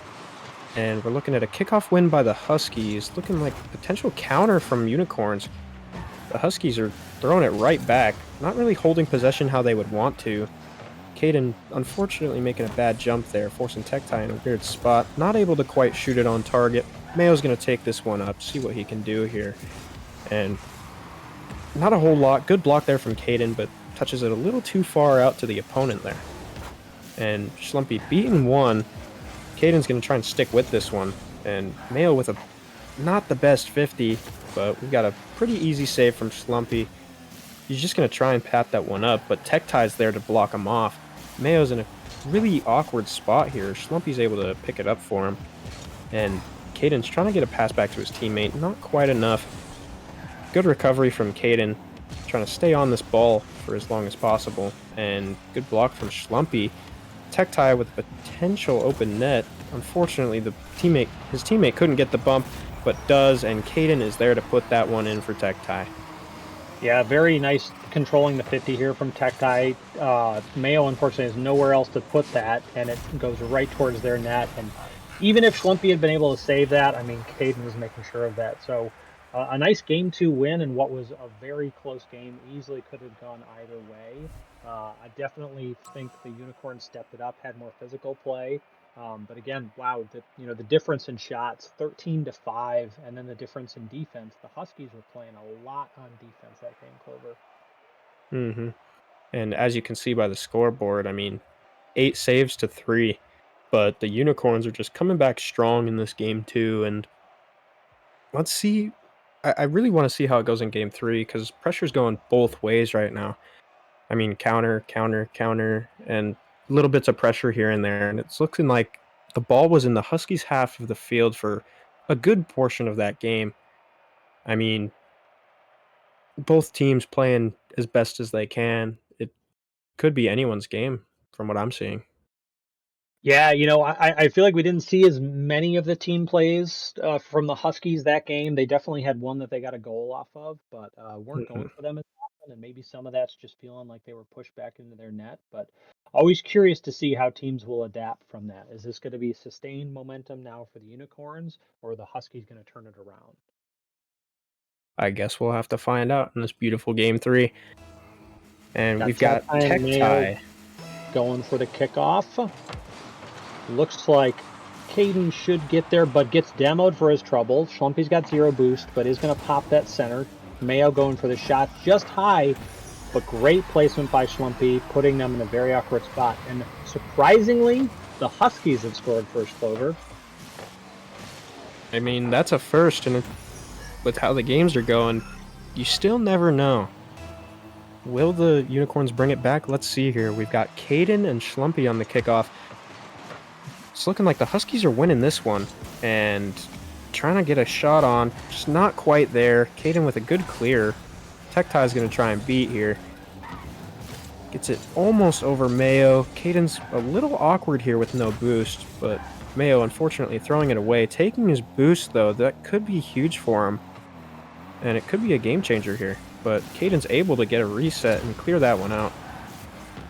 Let's see, we've got Schlumpy trying to go for another counter, and you know how the Huskies are with their counters. They love them, and it's going to be an open net from Schlumpy, barely tapping it over Caden. You love to see it. Yeah, this is a very aggressive challenge for Caden. He's kind of in an awkward spot. Got demoed, respawned, grabs that boost, and then he's just not in a position to defend Schlumpy, who's coming barreling down the field. And, you know, it's like an opposite of the first two games, Clover. Now we have the Huskies at 2. Mm-hmm. And, but if it's anything in the patterns of like the last games, the Unicorns should be able to come back here. And we're looking at a decent pass from Caden, tech tie with a shot, and dunks Mayo. And as I was just saying, the Unicorns are looking to come back here. Yeah, very nice team play. Almost the exact same thing that we saw the Huskies do earlier, of like the center pass and a light lob, except Tech-Tie being there to get the insurance dunk. So a great play there from the Unicorns. Caden's going to hit that ball, should get the boost and recover it. Does get the reset. He's got one more touch, going to try and push this center. That goes pretty far back towards their end. Looks like they're going to be pushed back on the defense. Schlumpy is there. Tech-Tie a little awkward, and Mayo's right there. Hits it soft, but it's still in. Seems like a bit of a defensive misplay there on that one, Clover. I'm not sure what you're thinking. Yeah, I'm thinking Tech-Tie was trying to play Schlumpy's double tap, which, you know, fair enough, but Schlumpy just not having the boost to get there, and I think that helped him in the end. We're looking at a back left, or back right, and the Unicorn's just reading it perfectly and taking a goal off of that one. Yeah, you know, sometimes you can be surprised. That we've got to call out, that's a fantastic wave dash recovery right there from Caden. Really surprised. I forget if it was Schlumpy or Mayo that was back in defense, but the fact that he was able to get back that ball. So great play there by the Unicorns. Some physical play coming out, but Mayo's got possession. Schlumpy's stealing boost, wreaking havoc, and gets the demo. But Caden is there to save it. Good recovery with zero boost, able to get back and save that. I don't think Schlumpy has this. Is he going to leave that ball for Mayo? Schlumpy's still on it. Got control. The Tech-Tie is able to come back. He should get their boost, and he's going to go for it again. But immediately gets challenged by Mayo. And, you know, it's feeling like, Clover, like now we're in the stage of the game where it's going to be a ton of back and forth midfield play. I can agree with that 100%. I mean, but with how the Huskies are playing, they're playing as a team, trying to get some bumps, some demos, and make them really awkward if they can, trying to steal their boost, doing literally everything that they can possibly do. But the Unicorns are just not putting up with it today. And we're looking at a potential aerial play here from Mayo, not quite getting enough to get back to that ball. Schlumpy trying to get a double maybe, can't quite reach. Now we've got Mayo on the ball, cutting off the Unicorn's counter, and Schlumpy's just going to take it off of Mayo and put that one right in. Mayo definitely serving as a good distraction there. I don't think he actually had the reset there, and I, again, maybe that was calmed, but either way, Schlumpy read that very well. Both of the Unicorns players worried about what Mayo's going to do. Got a 2-goal lead, but half the match left. So Schlumpy, looks like Tech-Tie will collect this ball and the boost. See what he does. Kind of gives it away, but actually does get a very good 50 there in the end. Caden's in a dangerous spot, but both of the Huskies are there to defend. Schlumpy gets the clear. Caden does miss the boost. That's tricky, but I think he should get it here. But gets demoed for his trouble. Mayo collecting. Going to go up on the wall. Tech-Tie trying to bump him off of it. And he gets the center touch. That's a great center touch, but I don't think Schlumpy believes. That was a tough one to think that he was up in the ball center. And I don't know, Clover, I feel like both teams are looking solid enough in defense. If you get a lead like this, it's hard to make up for it. Especially with the time remaining, I definitely agree. And we're looking at a reset from Mayo, not quite able to put that one in, just barely missing his touch.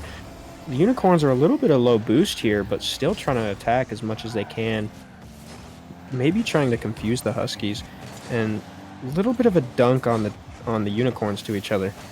But Caden doing a great job to stay on this ball as much as he can. I mean, props to him for not backing down from a fight. Yeah, I think we have to call out the low boost defense that the Unicorns have had because they've really been starved. I would say that, the Huskies have done a good job of keeping that pressure and keeping them boost starved. But here you have Tech Tie scoring the counterattack goal with barely any boost. So, you know, they're basically telling the Huskies, you can take our boost, but you still can't score on us and we can score on you. And just looking like the Unicorns know how to play on low boost. And that's a great demo there from Caden. I mean, great kickoff for the Unicorns here, taking time. And I mean, I want to say that I don't think it was planned, but it's still a really good play nonetheless. And we're looking Yeah, at a kickoff here from it was a Caden and good Schlumpy. kickoff. And we've got Mayo on defense, trying to just get this one out of here as much as they can. And Schlumpy's able to pick it up from Caden, not quite pop it over. And with how Caden's been playing on defense, even low boost, he's doing an excellent job at, defending. But unfortunately, the low boost might cost him. But yeah, that's just unfortunate. Mayo's barely there to pick it up, and Tech Tie not quite getting back in time. That's an awkward bounce. Caden, honestly, really impressive there just to get that touch as he's falling off the crossbar, but Mayo there for cleanup. And sometimes that's how you get a lot of goals. Got a kickoff going between Schlumpy and Caden. Looks like Tech Tie should get boost and collect the ball. Again, I'm wondering. I am surprised. I think Mayo was thinking he just wasn't going to shoot that ball right away because that looked like it would have been a very savable play. He had full boost, and I think Tech Tie just surprised him. Sometimes you think your opponents are going to go for something fancy, Clover, and then they just don't do it. Yeah, I can agree with that 100%. But I mean, I'm kind of concerned on how this game is going to go because it's looking pretty back and forth. I mean, Huskies scored, the Unicorns scored one back, and I mean, this is going to be a tough game. I mean, we're looking at another overtime, I believe, right? Yeah, we're very close to another overtime. I mean, certainly the Unicorns would like to avoid that. They have some good pressure, but now potential for a counterattack. Tech Tie should handle that, but Mayo does put it in a bit of a dangerous spot. I don't think Schlumpy can get that on net. And I think we're going to overtime. And we're looking at a kickoff between Schlumpy and Caden. And Tech Tie's going to take that one, make him a little awkward. Unfortunately, Mayo missing that boost. Tech Tie's going to take it from him. But Mayo's going to stay on that. Starting to learn from Caden here with no boost. And good fake there from Schlumpy, trying to just keep Tech Tie off that ball. But Caden, he's going to take this one with low boost, barely missing the sidewall there. And we're going to see an unfortunate miss there from Tech Tie. He's just going to barely go under that ball. It must be really frustrating and almost degrading to miss that ball at, such a high rank. You'd expect yourself to, be able to clear that out. And Yeah, I mean, really hate to see it. to Mayo's credit, he did really hit that ball hard because the fact that went in from the other end at 60 mph, like that is a hard hit ball. But yeah, you did expect Tech Tie to have that save, so an unfortunate end. But I think credit to the Huskies for really stemming that Unicorns pressure from the last game. They definitely had more shots that game. So still a very back and forth series, Clover. I mean, I could easily see the Unicorns winning this next game and us going to 5. I can agree with that 100%, but pressure's just back and forth, back and forth. Huskies win first, Unicorns win second, and if it's anything like our past order, we're going to see Unicorns take some time here and win game 4. Or, 4? Yep, this is Yeah. game 4 coming up. All right, and Yeah. let's just get right on into this next match. I'm really excited to see what happens, but some tips for the Unicorns. I believe if they pass more and I think just calm harder, they got it all the way. Yeah, and I think in that last game, I mean, we saw it on both sides. Some mistakes that you wouldn't expect. Players at this level. Look, I make mistakes all the time. I'm much worse than these guys, but definitely those are very costly. You've got such strong opponents that you could easily have them score.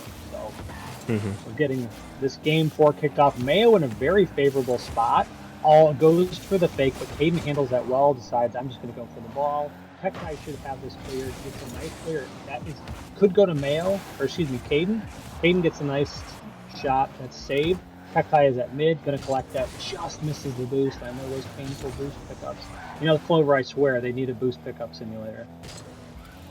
Yeah, I know. I mean, you can call that turning off unlimited boost in free play. I don't think that's legal to do, honestly. Yeah, fair enough. But we're looking at a potential shot opportunity here from the Unicorns. Caden putting it up, not quite getting the 50 he wants. Mayo getting a great 50. Tektai just kind of passing Schlumpy the ball here. Goes for a fake, not quite getting the reset. Unfortunately, Mayo not being there, needs the boost more. And, you know, with how the boost stealing has been so far this game and these past games, it's pretty hard. But Mayo's able to play it around Caden there pretty well, I would say. Great cut here. I mean, Caden was not expecting that level of cut, just past him. So, well played. Mayo made up for not being there. He's like, I'll be there on your sandwiches and scoring your goals. And pretty even kickoff here, but it's looking like the Unicorns are going to take a great 50 from Schlumpy. And Mayo's going to clear this one out. Let's see if Schlumpy can get a shot. No, not quite. He's going to try again. Caden's there for the clear. He's going to try and stay on this ball and make the Huskies a little awkward. And Caden with a shot. Not quite a bump from Tektai, but forcing Mayo just enough to where he's a little awkward. And a little too awkward from where he wants to be. And it's a quite close shot there from Caden. I mean, good placement, putting it top to the crossbar and straight down. Yeah, definitely. Mayo getting a little awkward, worrying about that threat of the demo, but yeah, you got to call out that shot placement. So tie ball game again, but surprisingly, Clover, we're not tied at 2-2. I don't know what to do in the series if we're not tied at 2-2. I mean, with how the past games have been, 2-2 seems to be the biggest score here in the first couple minutes of the game. And good demo avoidance there from Caden. And Mayo trying to get a double, not enough boost to do so, though. Schlumpy trying to back Mayo up with a double. Can't show him how to do it, though. And Caden's going to try and stick with this, keep this ball out. Mayo's taking it right back, grabbing the mid boost, gets a demo on Tektai in the air, and Schlumpy's going to try and stick with this, I would assume. Getting the corner boost, going to try and go for an aerial play. Trying to keep it up as much as he can. Gets another demo on Tektai. And I mean, I bet you Tektai's not having a lot of fun getting demoed out of the air twice now. And you know, I feel like those unintentional demos are even more frustrating than intentional. I think there's an appreciation you can have when somebody deliberately demos you, but it's kind of like, oh, come on, you didn't even do that. Yeah, very back and forth, staying surprisingly at 1-1. Tektai's going to send that back down to the Husky side. Schlumpy's trying to collect it, but Tektai is lurking. Well handled and cleared by Schlumpy. Caden is there. Maybe a bit of a dangerous touch too hard. Mayo has a shot, but is going to shoot that over the crossbar. But Schlumpy is there again. Oh, and a great pop around, and Mayo puts that in. You know what? I think we got to call out the ground plays of these Huskies. Like, they're continuing to go for the aerials, but they've had some great ground plays that have just put them in really favorable positions. Yeah, and the Mayo's playing really good when it comes to being on the ground, I would say. And I think that might be a strong suit for him. You know. But still, in the air, he's honestly a very solid player, I would say. And I want to say the same for Caden. They're both probably some of the strongest I've seen on the field. And Tektai and Caden, great duo. Mayo and Schlumpy. I believe Mayo is a reserve. Am I wrong? Yes, he's a reserve for the Huskies, which again, even I think more impressive that these two have played so well as a unit. But that is a rocket of a shot coming in from Tektai. That was well saved, but a good counterattack opportunity. Caden's going to try and pinch that off the ceiling. Not able to, but Tektai is there. Leaves the boost for his teammate, but I don't think Caden realized that. Going for the infield pass. Oh, nice demo threatening there by Schlumpy. Able to keep Tektai away from that. And let's see, can the Unicorns get some offense? They've been relatively quiet compared to the past games. And the Huskies are just keeping them quiet, I would say. I mean, as a team, yeah, with playing with a reserve or a substitute, I would say it's kind of hard because you don't have the same chemistry as you would with, a normal like starter teammate. And it's quite impressive to be able to adjust so quickly, especially in a series. But we're looking at a breezy from Mayo, almost a double. Could have been a great shot there, and potential counterattack here from the Unicorns, getting over one, over another, forcing a demo, and Caden's going to put that one right in. We're looking at a potential overtime if it's not a kickoff goal. I mean, It had to be tied at 2-2. It was foretold, and a nice potential bump there from Tech and yeah, went from almost an incredible goal by Mayo on the Unicorns to a counterattack leading to a tie game and a potential goal here on this pickup. No, well defended by Schlumpy, and if I were a betting man, Clover, I think we're going to overtime. I believe so as well, and yes, we will. Let's see here. We have Schlumpy and Caden on the kickoff. Looking like Huskies are going to win this one. Unfortunate miss there from Tech Tie, missing the boost as well. Looking a little scrambled, more than he would like to be. Caden's going to try and clear this one out. Mayo staying on with low boost. Schlumpy's going to get a great 50. Try and just keep the pressure going here. Mayo with a potential shot. Takes it to the corner. Looking like a psycho from Mayo there. And, I mean, now one demoed. It's looking like a 2v1. Mayo's going to stay up just so he doesn't get in the way of a demo. And Huskies are... I think both teams are kind of scrambling just a little bit. Kind of scared of the overtime. Especially the Unicorns in this position and situation. Yeah, it's easy to panic. I think it's easy. You see a goal opportunity and you might not execute as well, and you're panicking trying to score, and you get yourself in a bad position. So both teams are a little anxious right now. But yeah, we'll see who can break this truce thus far.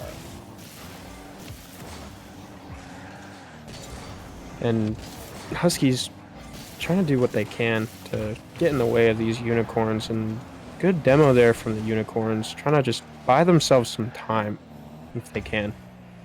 And Schlumpy with low boost here, trying to just play time. Mayo's going to try and go for the shot, but it's looking like a potential open net for Tech Tie. Unfortunate miss there. Schlumpy going to try and pressure this ball. Mayo in a little bit of an awkward position, and Tech Tie's just loving that post a little bit. And you don't like to see it. Schlumpy's going to stay on this, try and just force him awkward, or force Caden awkward, and Tech Tie wanting to make up for his first mistake, and unfortunately can't. Mayo getting it over Caden. Tech Tie's going to try and play this one smart and buy his teammate some time. And there's that post again, and Caden's there to clean it up. We're going to see a Game 5, and I'm pretty hyped to see how this Game 5 is going to go. Yeah, I could see it going either way. I'm a little surprised that the Huskies played. I feel like they played a little too passively in that overtime. And I feel like it would have been over sooner, but the Unicorns were having a little Professor Freak style accuracy and missing the net a lot. So we'll see how things can go, but a very even match on both sides. Maybe a little less defense coming from the Unicorns, but in terms of point total, very close. Yeah, and so far, I mean, it's looking like the Unicorns had the Huskies on defense a lot more that game. They had a bit more pressure, just a tad. And, I mean, with the shot ratio as well, 6-3 from Unicorns and 5-0 from Huskies, it's not looking like Schlumpy's playing up to his best right now, which you don't like to see, but I could say the same about Tech, missing just a couple shots that he definitely could have hit. I mean, but with how the past games have gone, I believe what you were saying, this is a really close game, and it's up to chance, I would say, honestly. But I guess we'll find out. Well, the Huskies have won the odd games, so they've got to be thinking that coming in here. But I think they need to be a little bit more aggressive. I mean, they definitely, you're not going to win a game when your opponents outshoot you that much. But we've got Caden and Schlumpy going for the kickoff. Looks like that's going to go back to Tech Tide, who's taking to the air, but well defended by Schlumpy, not giving him any chance. That might need to be what the Huskies do, is just not give Unicorns any chance to get their offense started, give them any chance to get going. But Caden's got an opportunity here, gets demoed for his trouble. Tech Tide could put this on net, going to play it a little slow. Does get a pretty favorable 50, but Caden not coming back in time. I feel a little bit surprised. Clover, we're almost halfway through the first minute, and there hasn't been a goal. Yeah, that's twice now? Right? Yeah, This is the second game that's two happened. games in a row, so it's like we're shifting from an offensive series to a defensive one on the back end. And we're seeing a miss there from Mayo, but luckily not on target, just quite from Caden. Reset. Not able to do much, maybe a pass. Getting a bump on Caden. The net's looking pretty open and vulnerable, but Caden's just there to get back. And looking at a 1v1, unfortunately, Caden taking the flick too early. Schlumpy's going to take up to the ceiling. He's a little too far away to do much, though. Tektai looking a little awkward and out of position there for a second. But Caden's going to try and get the pass, but Mayo's leaving the ball for Schlumpy towards net. And Tektai's going to take a shot. Barely off the crossbar. Caden with the shot. Mayo with the save. We're going to see another counterattack here, and you know how much they love those.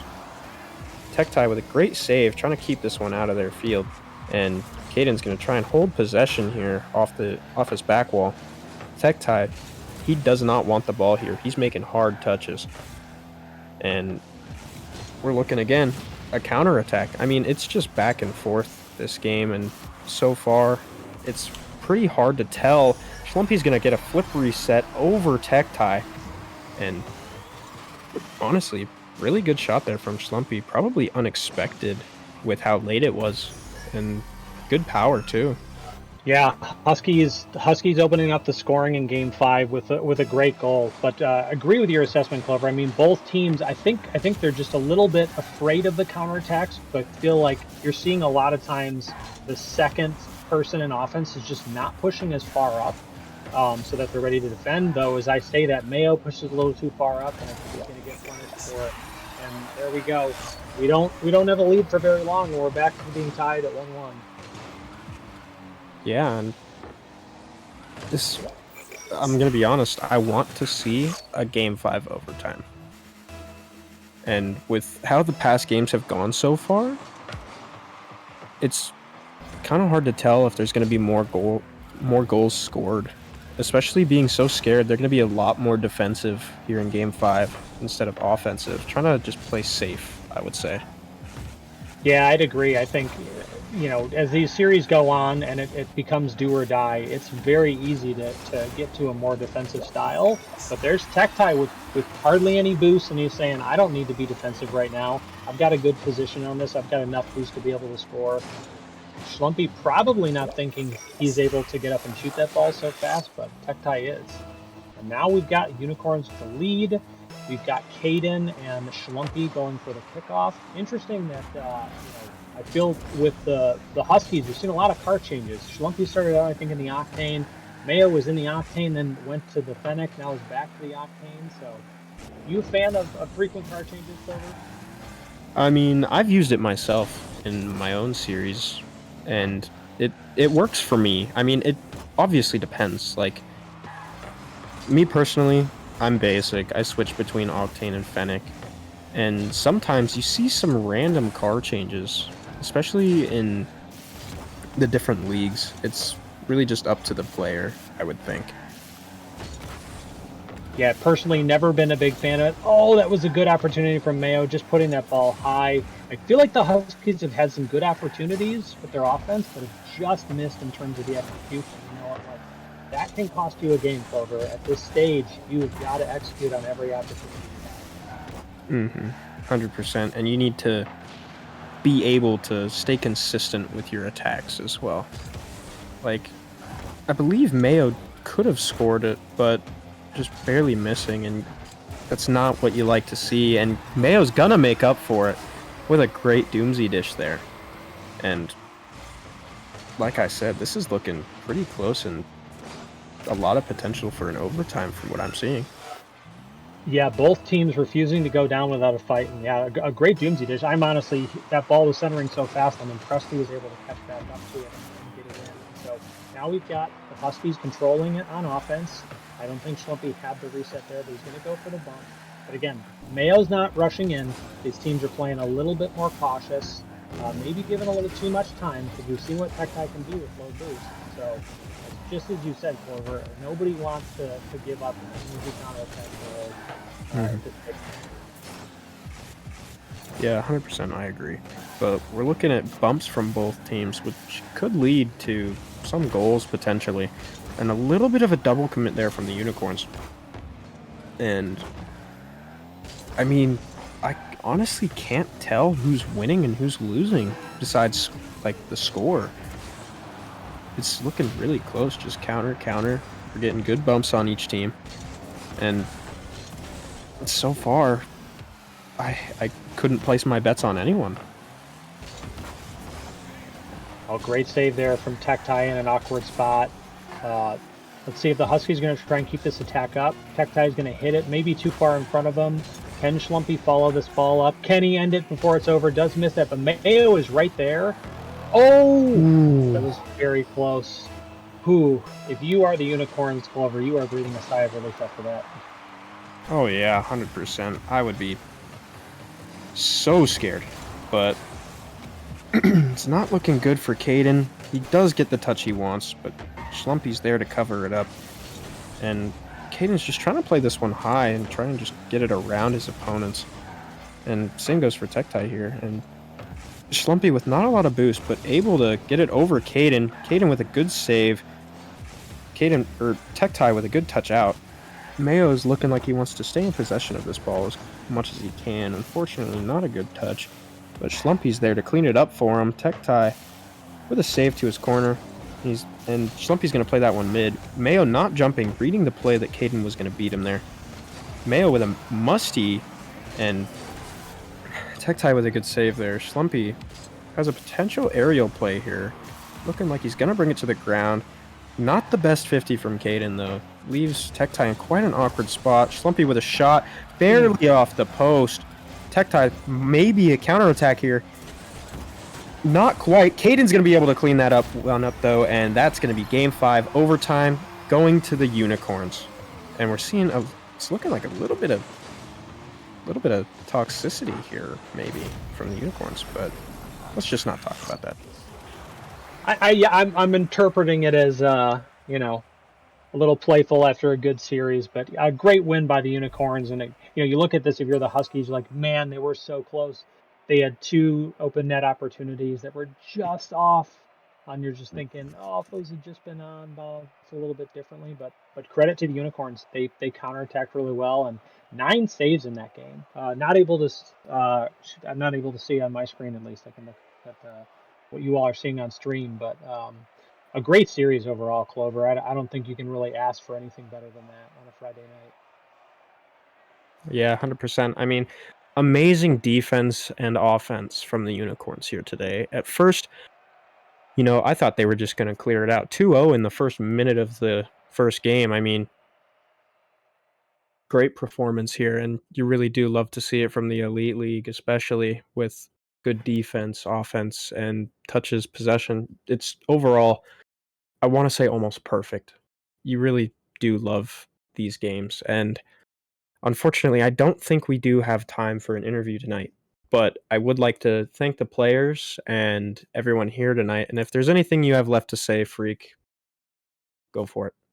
All I have left to say is that stick around, because in 5 more minutes we're having an Origin matchup coming up, and that will be a delicious dessert to this wonderful entree of an Elite Series that we just had. So, anything else from you, Clover? Honestly, no. I want to say GG's to both Huskies and Unicorns, and we will see you in just a few minutes for our Origin match. See you there.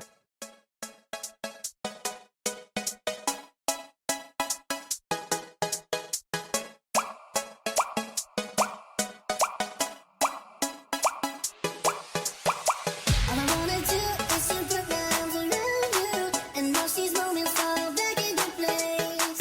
All I wanna do is to make you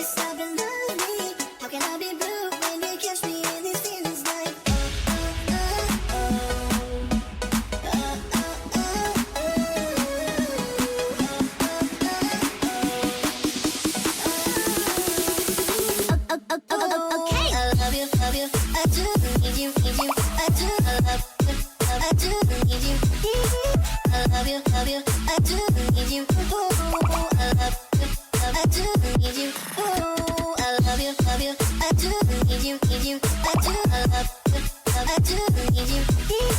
I love you, I do need you. Ooh, I love you, I do need you.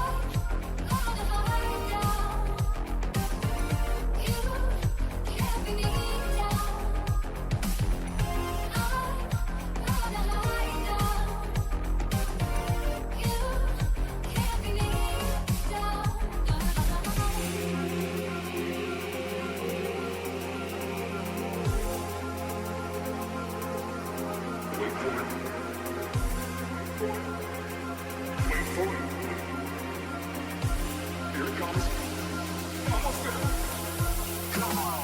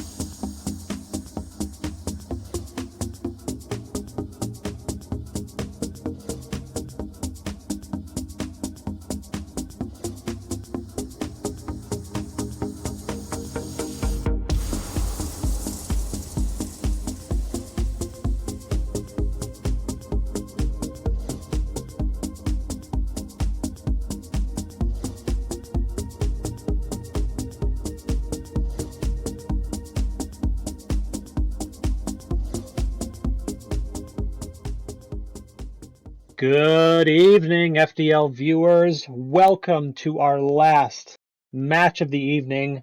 An awesome Origin match between the Vipers and the Lobsters. Both of these teams sitting third their conference, a must-win. And I am delighted to be joined by something Mom just pulled out of the oven, a fresh pan of Lasagna Man. Thank you for the heartwarming introduction. Now, our two teams here tonight, I believe we should have Moosey and TTV Captain DRC, and they are going to be playing Sticky Gimpy and Mr. Pickles. So we should have a pretty good match here tonight. It's a technical all of them are the same style on the Lobsters. And we're going against a B lineup coming from the Vipers. So if you're ready, Professor Freak, we can get these guys in here. I say we get these guys in here. Yeah, I'm curious. Definitely interested to see who takes this win at this stage of the season. Right, very critical win. Both these teams sitting in third place in their respective divisions, wanting to make playoffs. You only got 5 games left to do it, including this one. It looks like we've got Moosey and Mr. Pickles going for it, and that is just going to be a fun name, as well as the Sticky Gimpy. Those are just great names to be saying all night. Do you agree, Lasagna? Yes, I would. That is a very fun name. And Sticky Gimpy going to try and take it out hard with a goal off the bat, but the Lobsters player is able to deny, and the Lobster player is already with 2 saves to match the Vipers' 2 shots. And already we're seeing the Vipers on a solid bit of offense here, which is something that we might not expect. Those of you at home might not be able to see it, but the Vipers have a distinct larger number in the ping division of the scoreboard. And as I say that, Moosey's going to put in his first one of hopefully a solid amount for the night. Yeah, Moosey counterattacking there, and bravo to the Lobsters, or excuse me, yeah, that's the Lobsters defense, being able to hold off and then get the counterattack. And yeah, you do have to wonder if that ping is going to become a factor. For me personally, Lasagna, anything over 40 is basically unplayable. These low ping numbers makes my fellow casters soft. 120 ping at minimum. Let's run it. I don't think anybody actually lives and voluntarily plays on West Coast servers though, so it's East Coast for life, right? Got Moosey going off the wall. Is he gonna get some sort of pinch? Oh, Captain DRC comes in with the surprising hit, knocks it into the net, and right away we're at 2-0. So how do you feel this game's turning out thus far, Lasagna? I think the game is turning out relatively even. The Vipers have had a lot of solid chances at net, despite the scoreboard still being nil. And I just think the difference maker here has been in some of the defense played on the Lobsters' end has really been pretty top quality for Origin gameplay, and the counterattack game as well, as Captain DRC is going to put in his second and the third off of just counterattacks for the Lobsters team. Yeah, these Vipers are pushing up very hard, really trying to get the goals. But I'd have to say, Lasagna, I think they're trying a little too hard right now. Maybe you need to relax. There's still plenty of time left in game 1. They've had some good opportunities. You just got to play a little bit more patient as you read a little better. Mr. Pickle's going to try to read that off the wall. He's not able to read that bounce. The captain is going to put that on net. That is saved by Sticky Gimpy. Mr. Pickle is going to try to take control, but Moosey is there to cut that off. Again, well defended there by Sticky Gimpy, which, by the way, I did not know there were no manners in this, and I now know that thanks to Captain DRC and Mr. Sticky Gimpy. So you learn things every day, Lasagna. Indeed you do. Captain DRC is going to take this up with no boost. He can't make contact. Can't quite get up to it, and now the Vipers are going to be on a counter attack.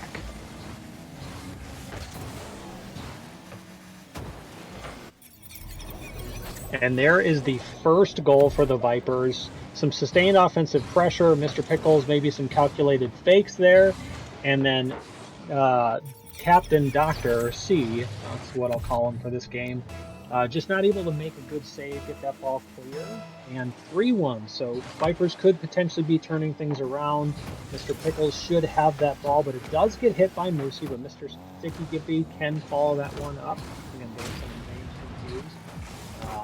Mr. Pickles is going to put that one back into the Lobsters corner and also follow it up. But Moosey again is doing really well in 50s tonight, and still looking like the Lobsters are maybe a little bit more in control. Lasagna, what do you think you're seeing? Yeah, the Lobsters, they were a little bit hesitant in the midfield game to just really get down and dirty into the 50s towards the beginning of the game. I feel like a little safety net goal with only 2 minutes remaining is kind of causing him to perk up a little bit. You see Captain DRC, he's turning on something that he wouldn't usually in the beginning of the game. And honestly, their aggression has just turned up a factor. But right here, that might bite them.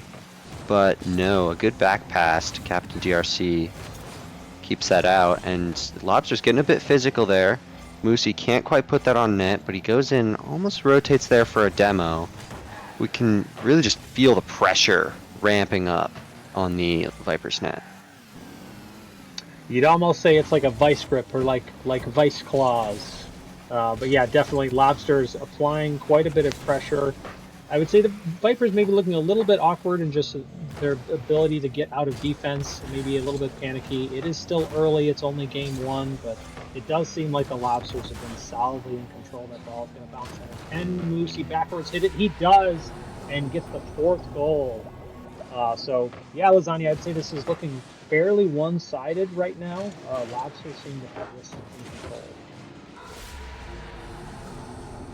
Yeah, the early aggression that we saw for the Vipers has really just, not to say gone down the drain. They've had some moments, but the Lobsters are really able to keep the Vipers in defense here. I say that, but Sticky Gimpy up, puts this on net. Now Moosey, he's got to make an awkward save, and he can't get around the ball. So the Vipers have brought this. They've brought this within their strike range for their poisonous bite. But we'll have to see if they can score 2 in 45 seconds. It's a big ask considering how hard they've had to work for their first 2 goals this match. And we do have to acknowledge that Mr. Pickles is playing with a pretty significant disadvantage. His ping is well over 400 right now, so that is definitely a factor. I mean, sometimes even if you don't feel like you're playing like that badly, you know, it can easily, a couple of missed hits, and you start doubting yourself psychologically. And who knows, on a play like that, you know, that could have just flown past him on his screen. But definitely going to be very hard. I feel like you have to take, you know, kind of a page out of some of the Brazilian and Middle Eastern Rocket League players and just challenge everything early. Yeah, the ping will kill you if you really if you give someone time to take a shot. A little bit of rubber banding turns what looks like a gentle floater into a rocket into the corner of your net. So, as you said, it's often just smarter for Pickles to be just challenging everything to give the other team no time on the ball. But the ball will touch down here, and the Lobsters take game 1 pretty commandingly. We'll see if there's a timeout here for Mr. Pickles to see if he can get his ping under control for this next match. Yeah, so I would say stat-wise, definitely both of the Lobsters doing well, fairly even scoring. And even the Lobsters are acknowledging the ping, making sure he's okay.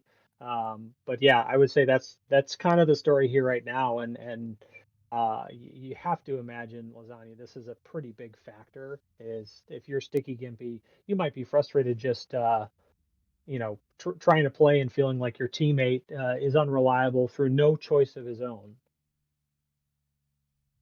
Yeah, at a certain point, if you're Sticky Gimpy, you gotta try and hold on, and you gotta keep your head on. Because if you start losing your head, even if it's not your teammate, it's just the situation, because it's a frustrating situation to really not have a chance to swing back. But yeah, if he can keep his mental strong for the rest of the series, I think they could stick it out, considering how sticky this Gimpy is. But we're going to have to see as we get into game 2, and the players are getting up in here now. I It might looks also like recommend that Mr. Pickles go and literally turn off every single device in the house that is using the Wi-Fi. Just as a top tip. If anybody else is downloading something important, that's their problem and not his. He's got a Rocket League match to run. yeah, and pretty similarly to the first game, the Vipers were starting out on offense there. They already have their first shot. Now Mr. Pickles confronted with a 1v1, Moosey on no boost. Mr. Pickles gets a 50, but Captain DRC is able to clean it up. And now a small counterattack here. He puts it over Sticky Gimpy, and these counterattacks are already proving deadly to the Vipers defense. And this is just a really good shot. He doesn't pick up that boost, but he's like, I don't need it. You guys are in an awkward position. If I launch a shot high just under the bar, that's going in. And so, yeah, the Lobsters have looked very threatening when they've had these counterattack opportunities. And fairly aggressive Captain DRC, not able to get good contact. And this could be, yes, Sticky Gimpy does get counter. Throwing a little bit of their own medicine, maybe their own venom at them, with even though Lobsters are not venomous, to be clear. But a nice counterattack there from the Vipers. So maybe we're seeing a bit of a more even match in this game too. What do you think, Lasagna?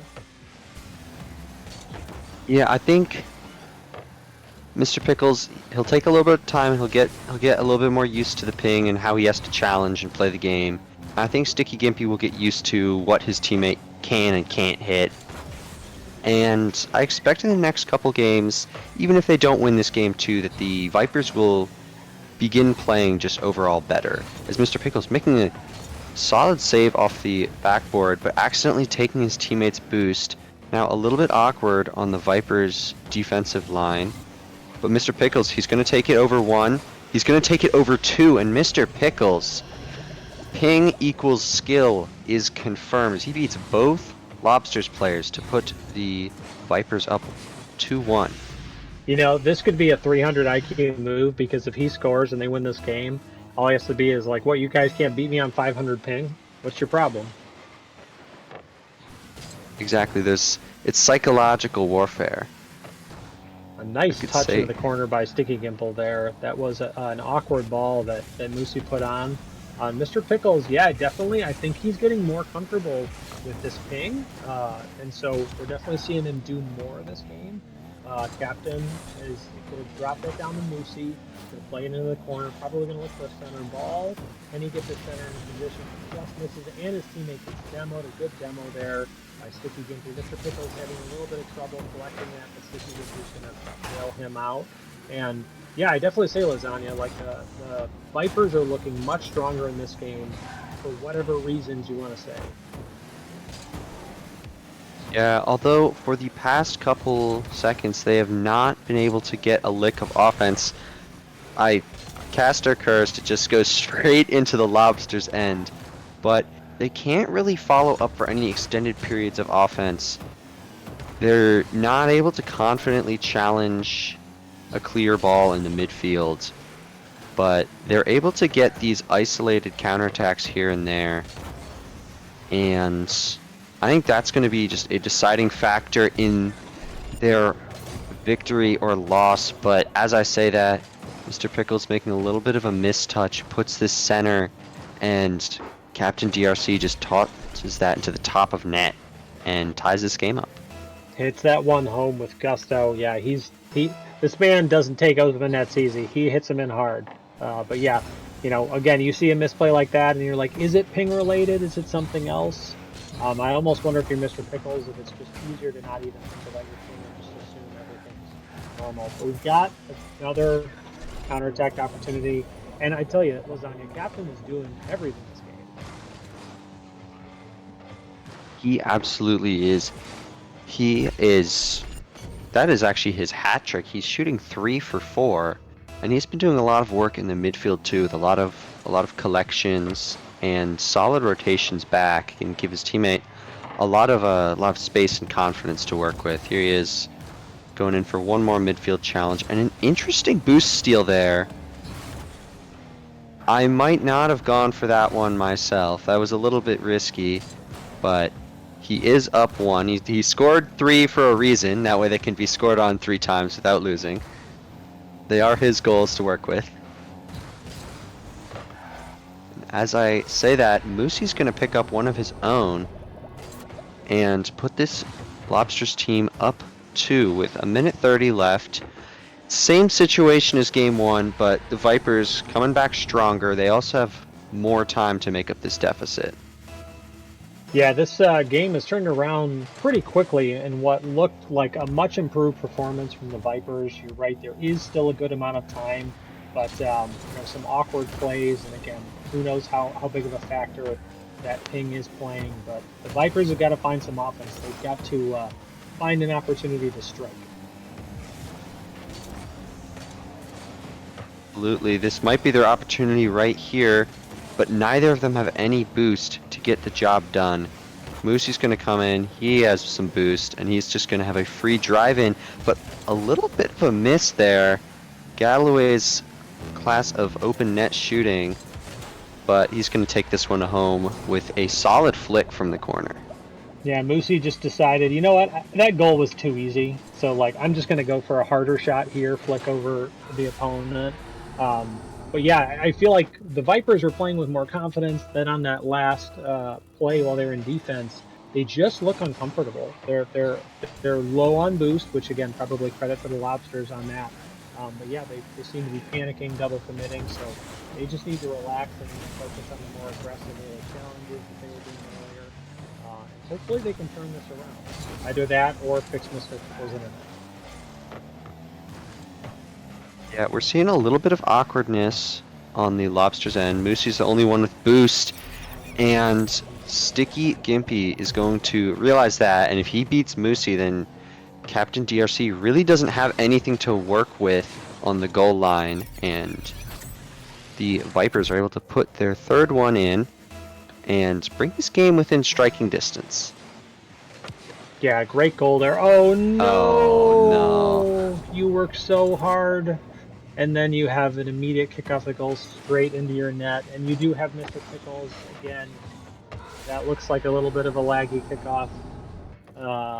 So that is an unfortunate goal, and you wish that it hadn't happened right after they scored their third goal. Yeah, whether you benefit from it or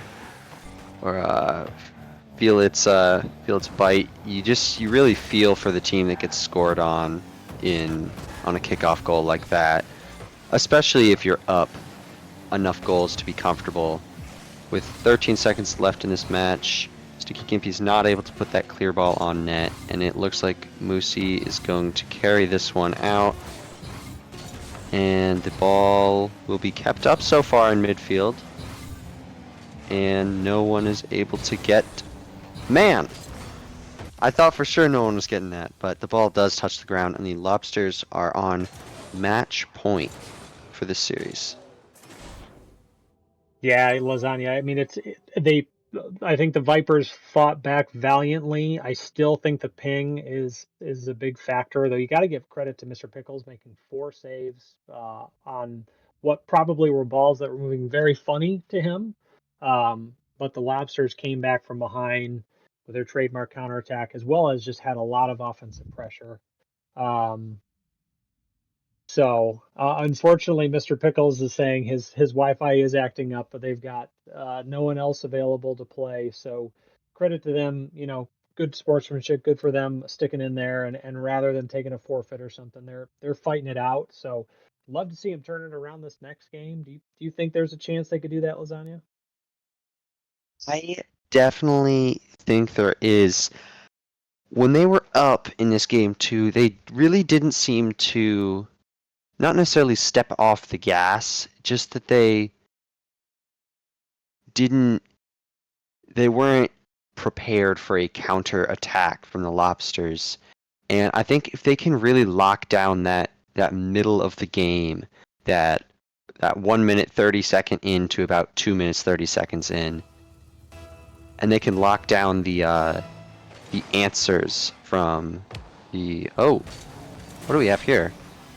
Maybe a little bit of miscommunication on the kickoff. Not sure what happened. Can Mr. Pickles get there? Moosey seems to have saved his own shot there. I think that was rolling in. Sticky Gimpy is going to go for the boost steal. Going to try and get a player of 50 on that in the corner, but Moosey is able to clear that out. Mr. Pickles in probably kind of a spot where he's afraid to challenge, I'm guessing. Sticky Gimpy is able to clear that ball out. Captain Doctor, I'm just going to call him that, is able to send that towards their net. And thus far, 30 seconds, fairly even, no goals scored, Lasagna. I think if you are the Vipers, you got to feel relieved that Moosey saved his own shot earlier. Yeah, Captain Doctor.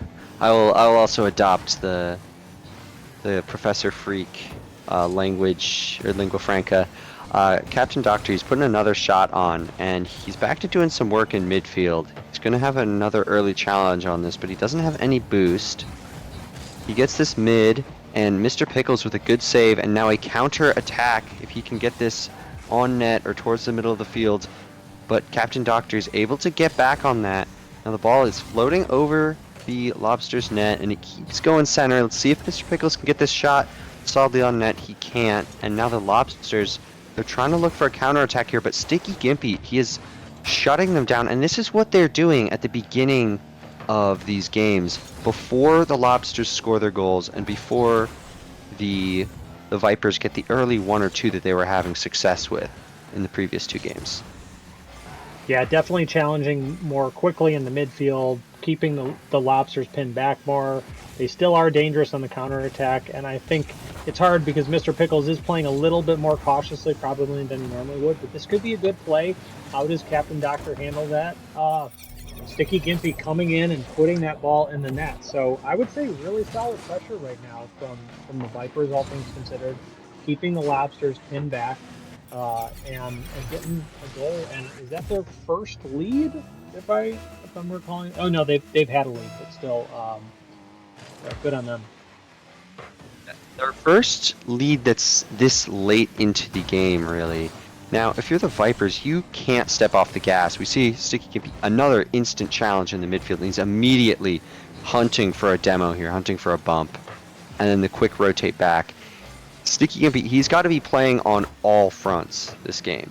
Anything that Mr. Pickles can't go for, he has to be on immediately. And that's the kind of aggression that I believe the Vipers are going to need if they want to take home this. We'll take home this match in a reverse sweep, especially. Agreed. Yeah, they're just not going to be able to give the Lobsters an opportunity to breathe. Which, how do Lobsters breathe? Do they have gills? I'm not sure about that. That is a question. The more learned among us in the Twitch chat, how do lobsters breathe? Yeah, are there any marine biologists out there?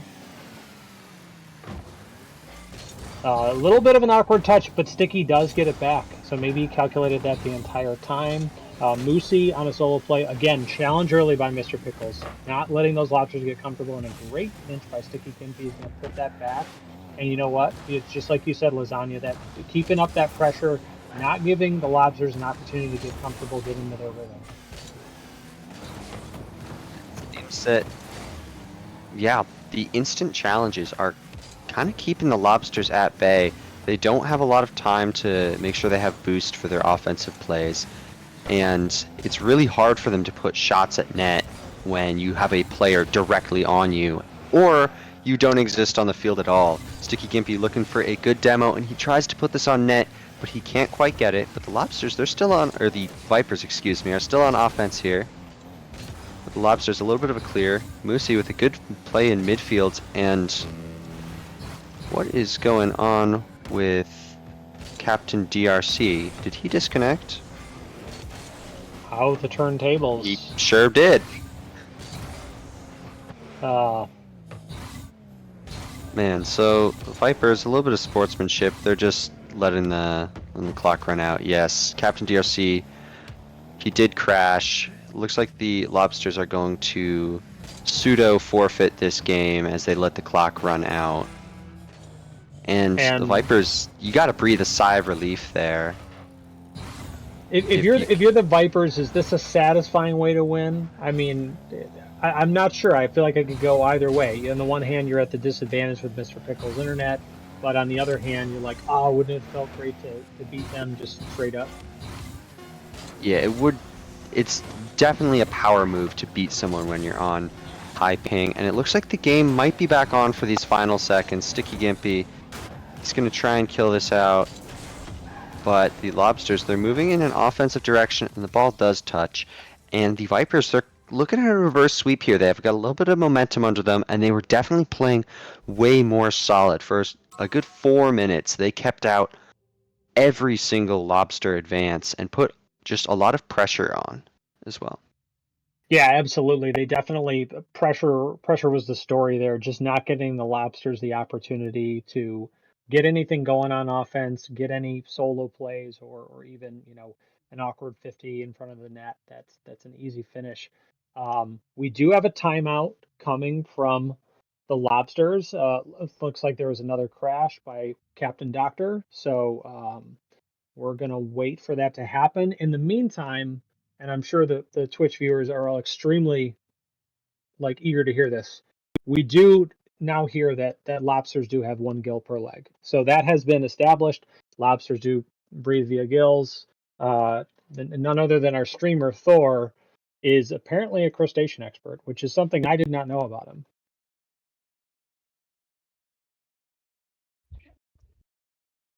So our Yeah, crustacean expert is claiming his knowledge from Google, but we all know that he's secretly a crustacean expert.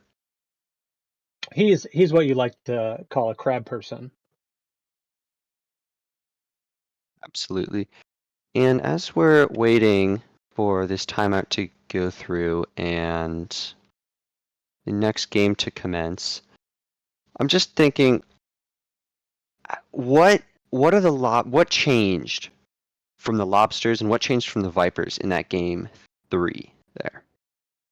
I feel like overall the lobsters maybe played a little bit more relaxed. They weren't pressing the ball as much in the midfield, and they were really letting the Vipers come at them. So Vipers. I feel like they were definitely the bigger though of the two teams in terms of the adjustments they made, and it was just clearly a decision that we're going to be more aggressive. We're not going to let Moosey or Captain Doctor have any opportunities to get clear shots, because they were definitely punished for that in game 2. Yeah, So absolutely. I was just And gonna say, waiting for the full timeout here. It looks like we do have Captain Doctor back in the match, so hopefully, tech gods out there, please let no more crashes and good ping for this 4th game. yes, this match, a little bit unfortunate that it's being riddled with some technological issues out of some people's control. Because I really feel like it could have been just a thriller match between 2 solid teams in the Origin League. And I must ask our production man, are we almost done with this timeout timer? It looks like we are, so we'll be telling the players to join up again. And we'll be getting this forced match underway. So, do you think the Lobsters are going to make adjustments, or do you think they're going to rely on their same strategy, Lasagna? I really think that they are just going to play this one out. The last game was obviously very close, and the end of it was kind of cut short a little bit by Captain Doctor's disconnect, or game crash, excuse me.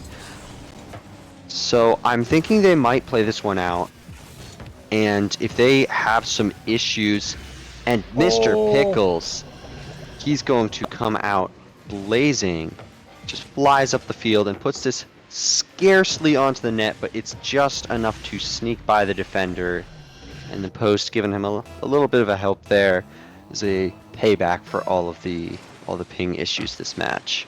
Mr. Pickles is saying my point total is going to beat my ping at the end of this game, come heck or high water. A A 700. little bit of an awkward play there, but Yeah. yeah, if he's at 700 now, that is a very strong game that he would need. We'll see. He's able to take the ball up the field, and he's got some boost. He's going to look for 50. It's center. A miss from Captain Doctor, and Sticky Gimpy decides not to go. He doesn't want to mess up and perhaps throw the lead away so soon. But he's going to keep putting the center, and they're really just going to continue with this strategy to keep the Lobsters feeling uncomfortable all game long. Yeah, and it's definitely been working, and I think that's a smart play. I mean, I feel like you've been counterattacked already so much in games 1 and 2. Don't give the opportunity by overcommitting, especially when you're already up by 1 goal. And I say, like, we have to learn from Mr. Pickles' 50s, because the fact that he's able to get 50 wins with that thing is pretty impressive. Yeah, he's learning the way of the lagger as we progress this game. He's actually leading his team's scoreboard after that goal in both ping and game score. And a little bit of awkwardness in the midfield for the Lobsters, but they work it out. But Pickles, he's able to make a solid clear, but he gets bumped, and awkwardness, and Captain Doctor, he's not able to sneak that out the post, helping on both offense and defense for this Vipers team. And man, Musi is just tearing into Sticky Gimpy here. I'm wondering if this is some change they're going to make to try and get the low ping player off of the field, no mercy style. Yeah, we are seeing a lot of bumps coming out from the Lobsters, but thus far, the Vipers defense has been able to hold, and, you know, seemingly maybe some awkward plays, not as confident the Lobsters are as they were in games 1 and 2. They've had some opportunities, but haven't been able to execute. And so if you're the Vipers, you have to be feeling pretty good. And again, credit to Mr. Pickles and the way he's been able to defend. Lucy, again, gets challenged immediately by Mr. Pickles. Great challenge. And he gets the touch. He's going to go into the Lobsters corner. Captain Doctor does not collect the boost, but it looks like an offensive play. Lucy's probably not in a position to follow it up. And Mr. Pickles is now on the counter attack. Can he do anything? That ball might bounce center, but it should be cleared out by Captain Doctor. Again, Sticky Gimpy Lasagna playing very smart with how he's positioning in midfield, not overcommitting. A complete change in play style from game 1 and 2, where he is really he is content to let the Lobsters come to him, especially when he has lower booster, like a mid-level in the tank of boost, and he's in this way he's just preventing overcommits, and he's slowing down the game, which I feel like is helping Mr. Pickles a little bit, as a fast-moving ball that's rubber banding is nigh impossible to hit. Yeah, absolutely. Their adjustments are clearly working, and they've been very smart overall, and just protective when they've had possession of the ball. They've been making it uncomfortable for the Lobsters, but not in a way that's really put them vulnerable. And that was well defended by Sticky Gimpy. That could have been an awkward shot. So both of the Vipers defending really well this game. I think they deserve a ton of credit for how their defense has held up and just smart play overall. Yeah, and that's not to say that they haven't been tested on offense.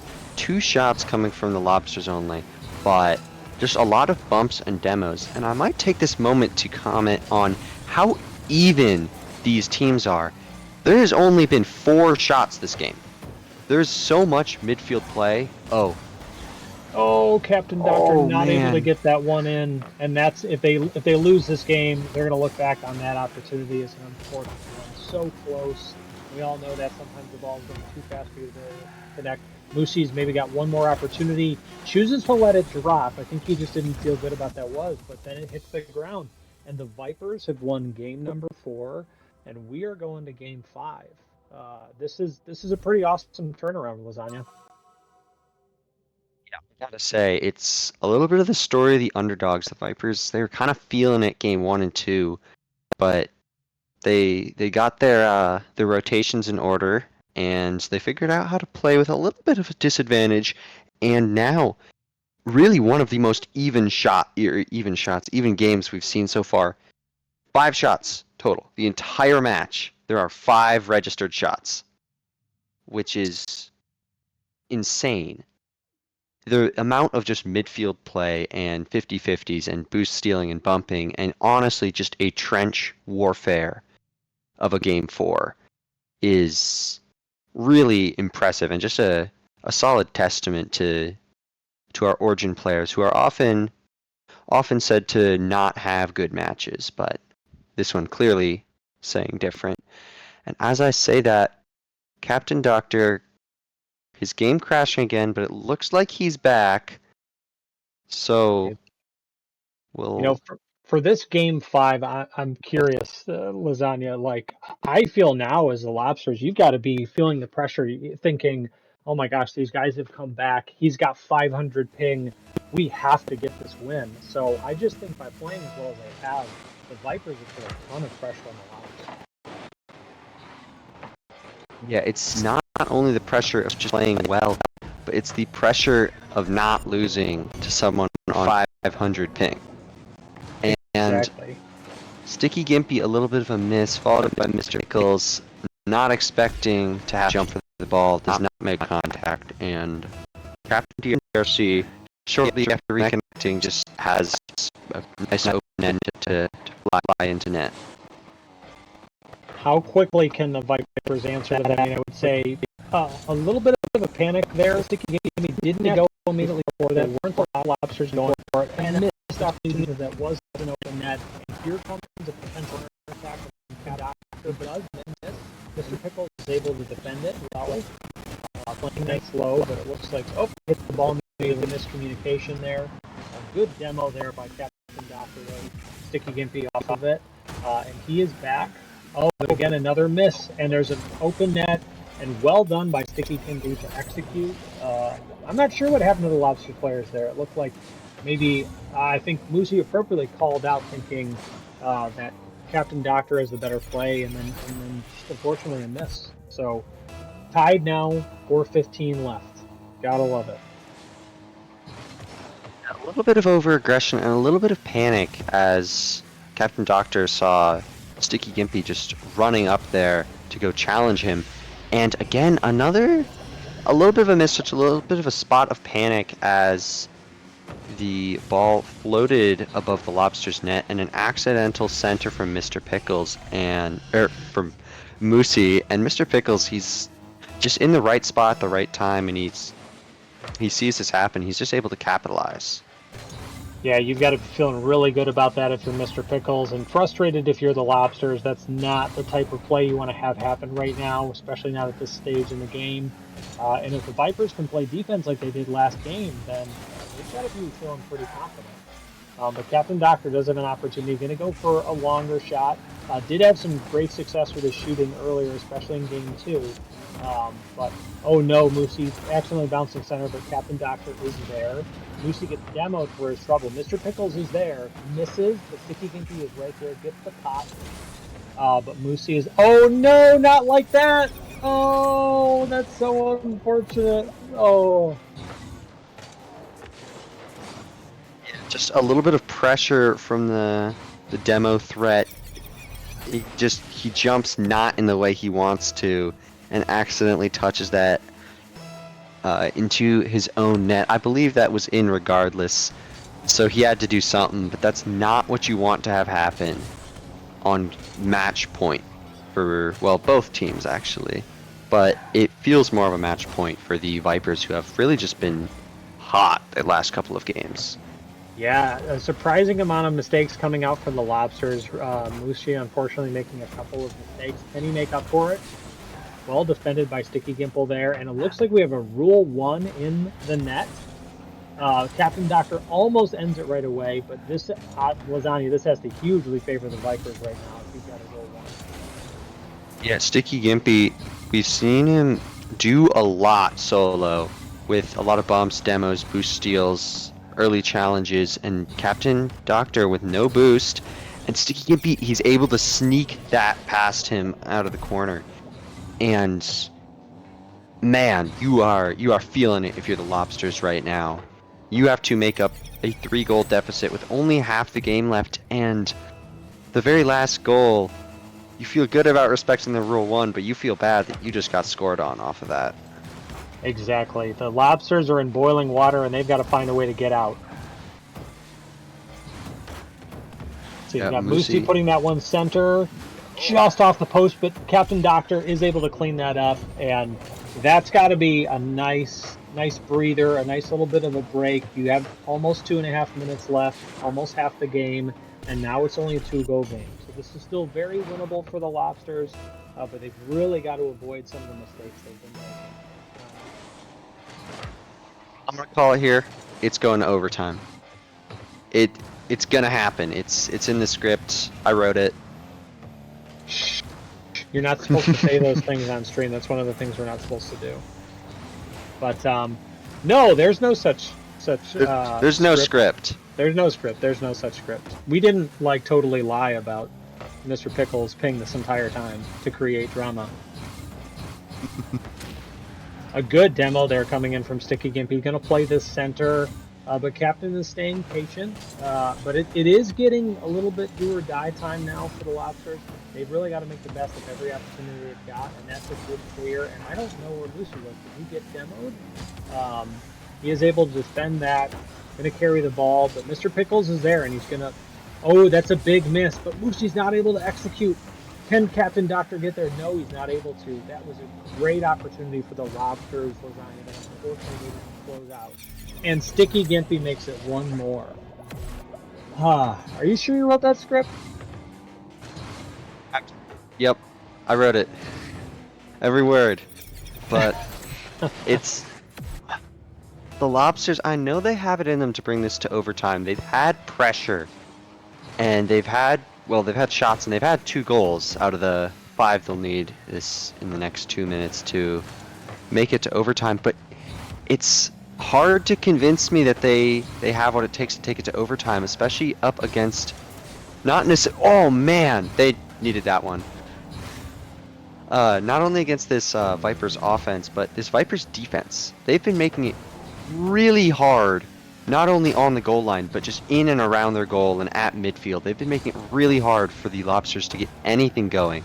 Sticky Gimpy challenging on 0 boost just to make the Lobsters' life hard in this transition game.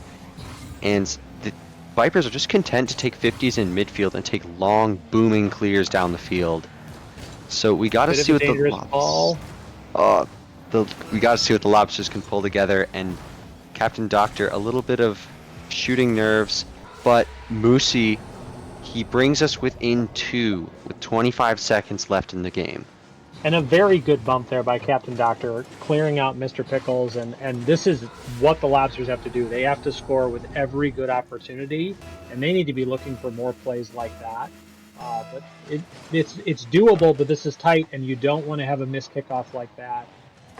Captain Doctor is there. He does get a big clear that could be dangerous, but Sticky Gimpy does miss the ball. But Mr. Pickles with a great clear. I'm really impressed with how he handled that.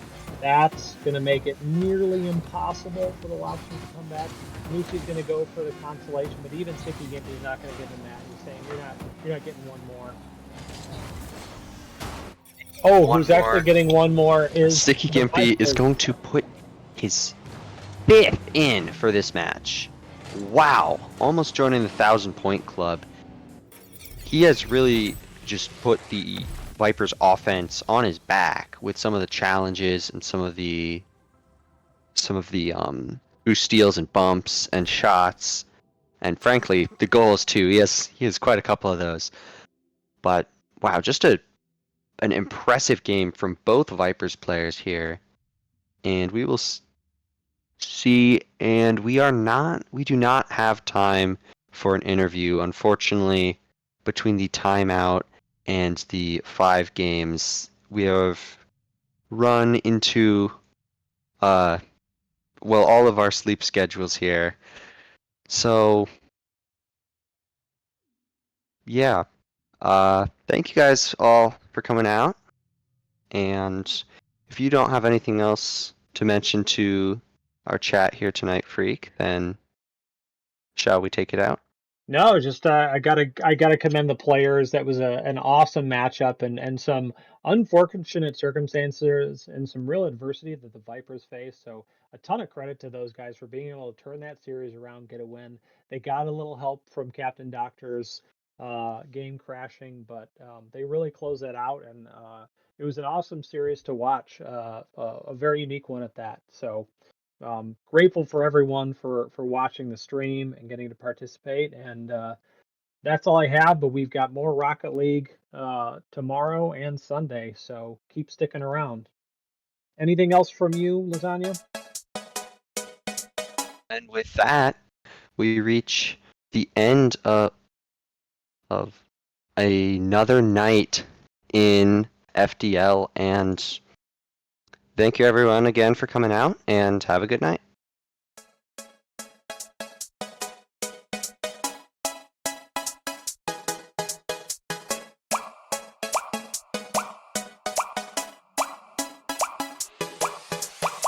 All I wanna do is to put my arms around you and watch these moments fall back into place. All I wanna do is to make you stop and love me. How can I be blue when you catch me in these feelings like